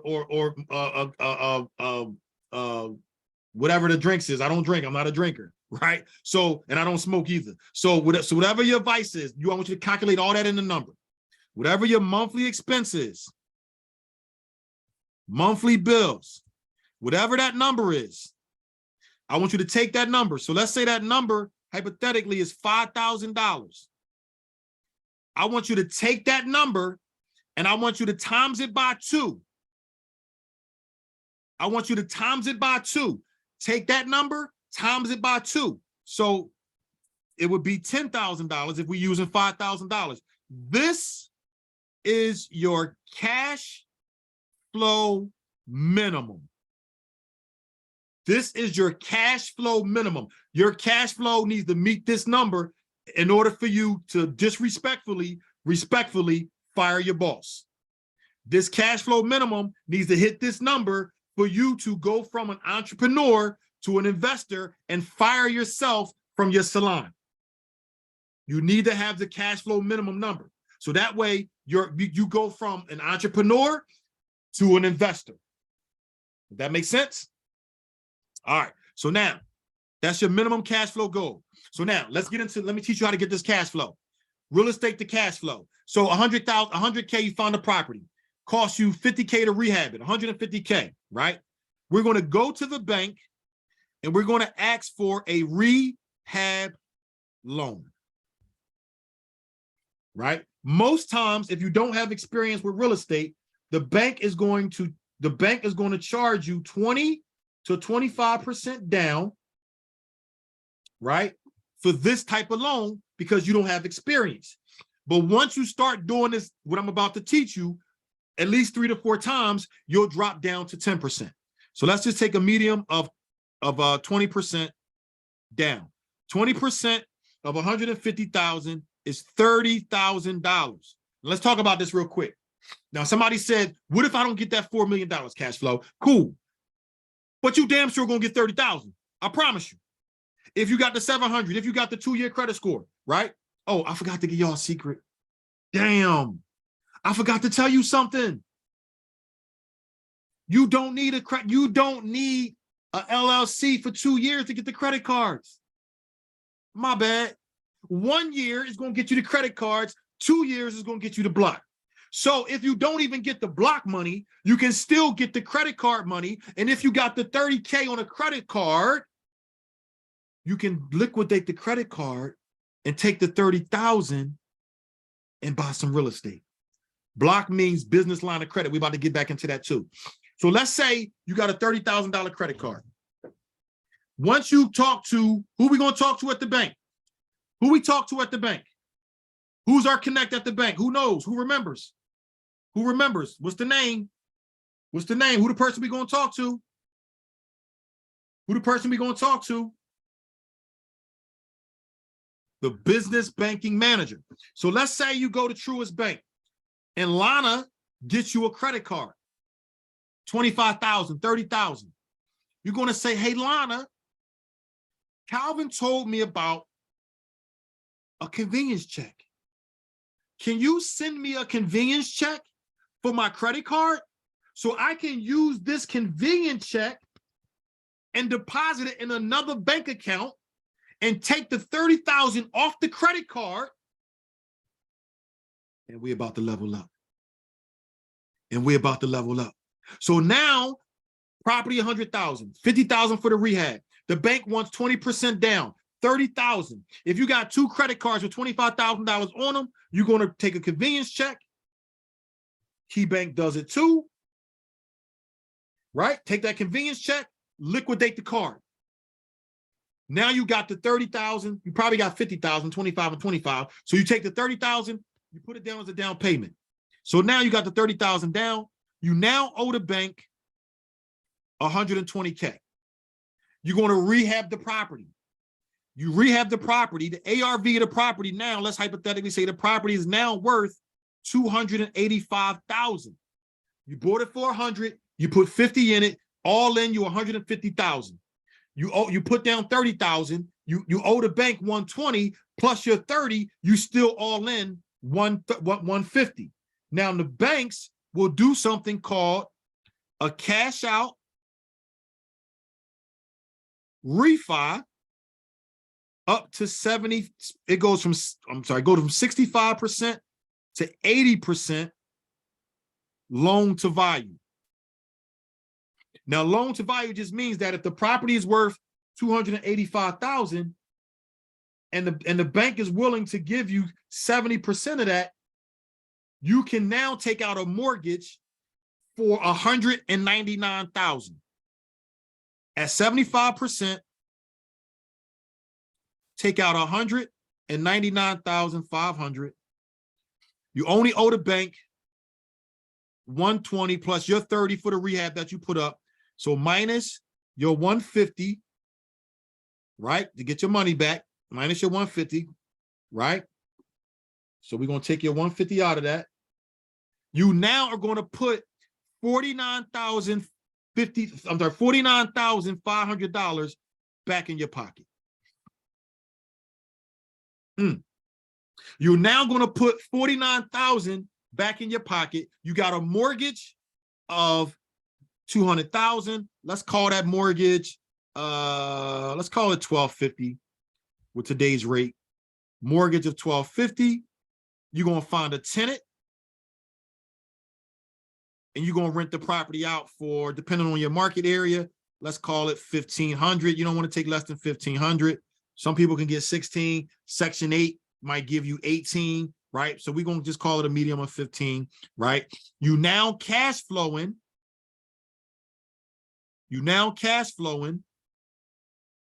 $250 a month while the tenant is paying and servicing the loan. You got 50K back in your pocket. Actually, you got 80K back in your pocket because you got your $30,000 back that you put up for the down payment. So now you got $80,000 back in your pocket to run the play again. Everybody get that? Everybody get that? This is a strategy that you can use to do the money. Do you like this? Let me know if you like this. If you like this, say yes. If you like this, say yes. Because this is what I do every day, all day. If you like this, say yes. I love this. I like that. I like that. They said, I love this, right? So now you got a cash flow of 250, right? You got a cash flow of 250. Can we get spicy? Can we get spicy before I let y'all go? Can we get spicy? Watch this. We're going to take the same strategy. We're going to take the same strategy, same 50K rehab, right? Same 150, same rehab loan, 20% down, same 30,000, same 30K, same owe the bank 120, same ARV, 285.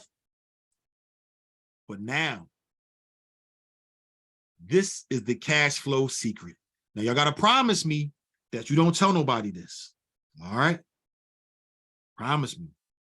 No, I'm just kidding. So this is my cash flow secret. So same play. So this is what everybody else do. Up top, that's called the Burr method. Buy, rehab, rent out, refinance, repeat. That's the Burr method. Everybody do that. Not me. See, I'm different. See, I told you I'm not like these other people. I'm different. Let me show you what I do. Same method that they do, almost till we get to this point. Instead of me cashing out refining, right? Instead of me cashing out refining, I'm just going to refi to pay back the bank and myself 150K. Right? So now we got 280. What we got? I'm sorry, we got 199, 500 minus 150K, right? 150K. We got 50,000 still sitting in the property because we only gonna refi 150. Everybody with me? Only 150. So now I pay the bank back. My mortgage on 150 is probably going to be roughly, let's say $850, $900, right? Let's call it 900, right? $900. My tenant is still going to pay. My tenant's still going to pay $1,500, right? My tenant's still going to pay $1,500. Well, watch what we do different. 1,500 minus 900. Now I'm cash flowing. Now my cash flow is $600. Right? Now my cash flow is 600. You like that better? Or you need that 50,000 in your pocket? You still got back your 30,000 from the rehab. But remember, we refied out the 150. You gave the bank 30, right? So now you cash flowing $600, right? And you got your 30 back. Sound good? I want you to write in the comment, you like plan 1 or strategy 2? Strategy 1 or strategy 2? Strategy 1 or strategy 2?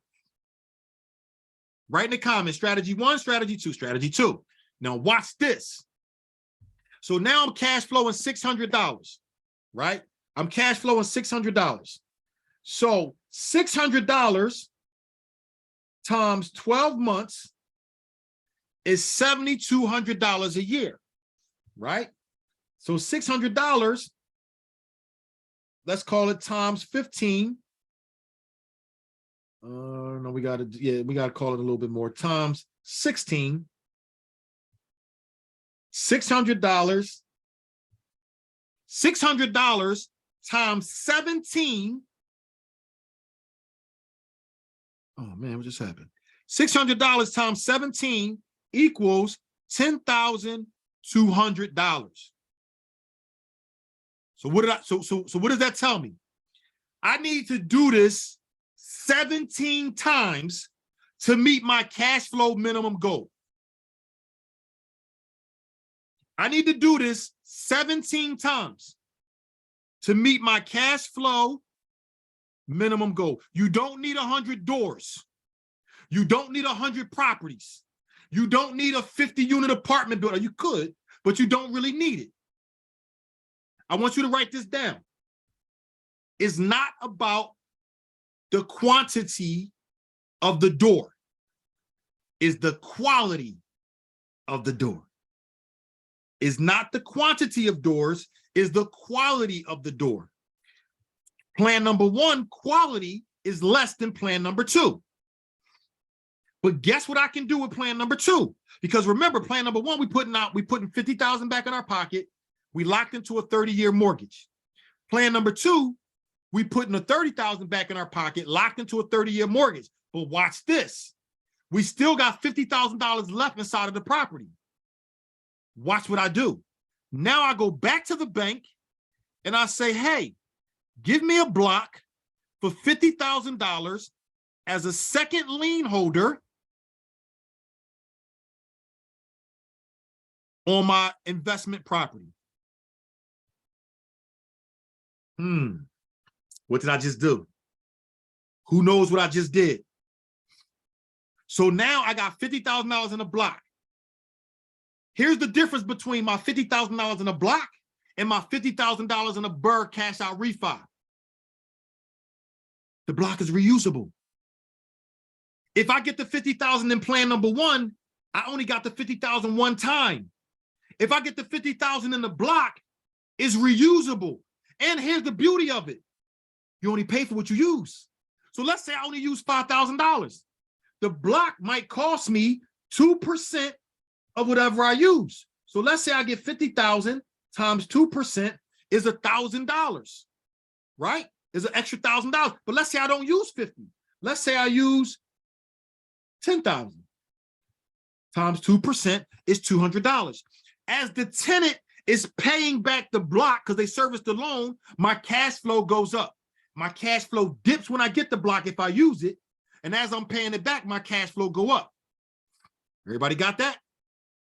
But look what happens. As I'm paying back the block, I can go back and use money out of the block. I never got to go back to the bank. Imagine if I got 17 of these 50,000s. Imagine if I got 50,000 times 17. That's $850,000 in a block. I just became my own bank. I just became my own bank. 850K became my own bank. 1 foot in. We take this where? Who's been paying attention? Where we gonna put this money at? 2 million policy. 6 months. Take out 1.5. Pay back the 850. Now we became our own bank again. Everybody get what I'm teaching you? If you're getting what I'm teaching, somebody say I'm leveling up. Right? You became your own bank. Now watch this. Now I said that you need 17 of these deals. You need 17 of these deals. So let's just say that's a single family home. That means you need 17 single family homes. But guess what? Take 17 divided by 2. That means you only need 8.5 duplexes. If I get 8 duplexes, I hit my number. Guess what? Take 17 divided by 4. I only need 4 quads. A quad is a 4-unit building. If I get 4 quads, I hit my number. So what am I going to do? What am I going to do? I'm looking for the quad. If I don't find the quad, I settle for the duplex. If I don't get the duplex, I settle for the single family home. But you only need 4 quads and you're going to hit your cash flow minimum goal. You can now, if you're working a 9 to 5, you can respectfully fire your boss. I'm out of here.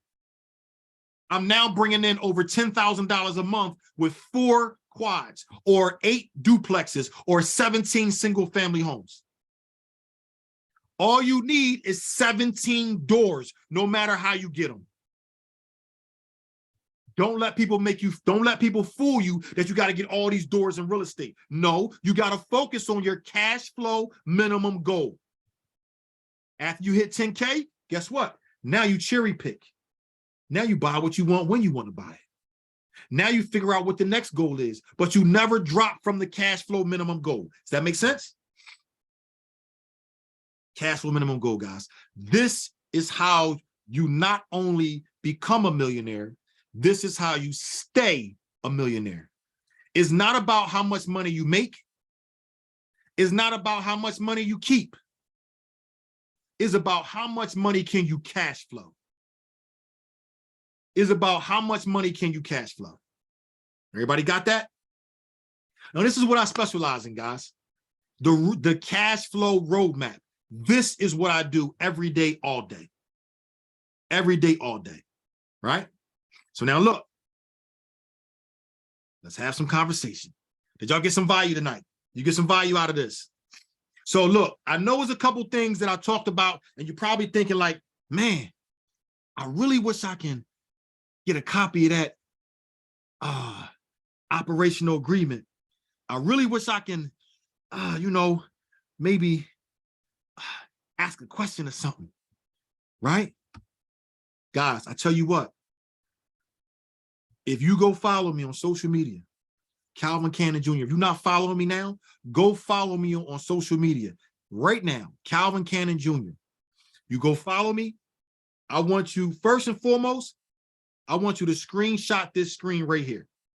I want you to screenshot this screen right here, right? Screenshot this screen. Then I want you to go follow me, and I want you to post this in your stories that you leveled up tonight. You leveled up tonight, right? We was on here for what, 3 hours? You leveled up. I don't do 30-minute classes. I don't do 10 minutes. I don't do 15 minutes. I'm going to give you value.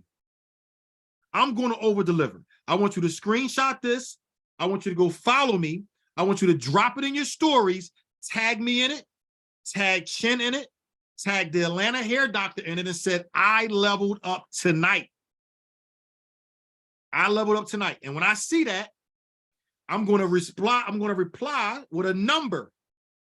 And in that number, you're going to text my VA and you're going to say, hey, can you send me the operational agreement? Can you send me the operational agreement? And my VA is going to send you the operational agreement. Just because you guys hung in there with me tonight, you guys leveled up and you guys went and followed me on social media. Now, here's the other thing. Guys, if you're interested in learning more, because I know everybody's like, I want more. I need more, right? If you're interested in learning more, first thing you got to do is follow me. I want you to first get to know me. Then I want you to like me. Then I want you to trust that I can get you to the next level. I told you 2 things was going to happen tonight. I was going to do my part and I was going to over deliver. And you promised to do your part, which is to execute, right? So I want you to get to know me. I want you to like me. And I want you to trust that I can get you to the next level. Now, guys, I do have a mentorship and I do have a program, but I'm not here to sell you that. I'm not here to sell you that. I'm here to give you information. If you feel that you need more information to tap into me, then you shoot me a DM. And you say, hey, you know what? I want to tap into you, cash flow. And then we'll have conversation. If you feel like, you know what? Let me just follow your page for a little bit. I'm okay with that too.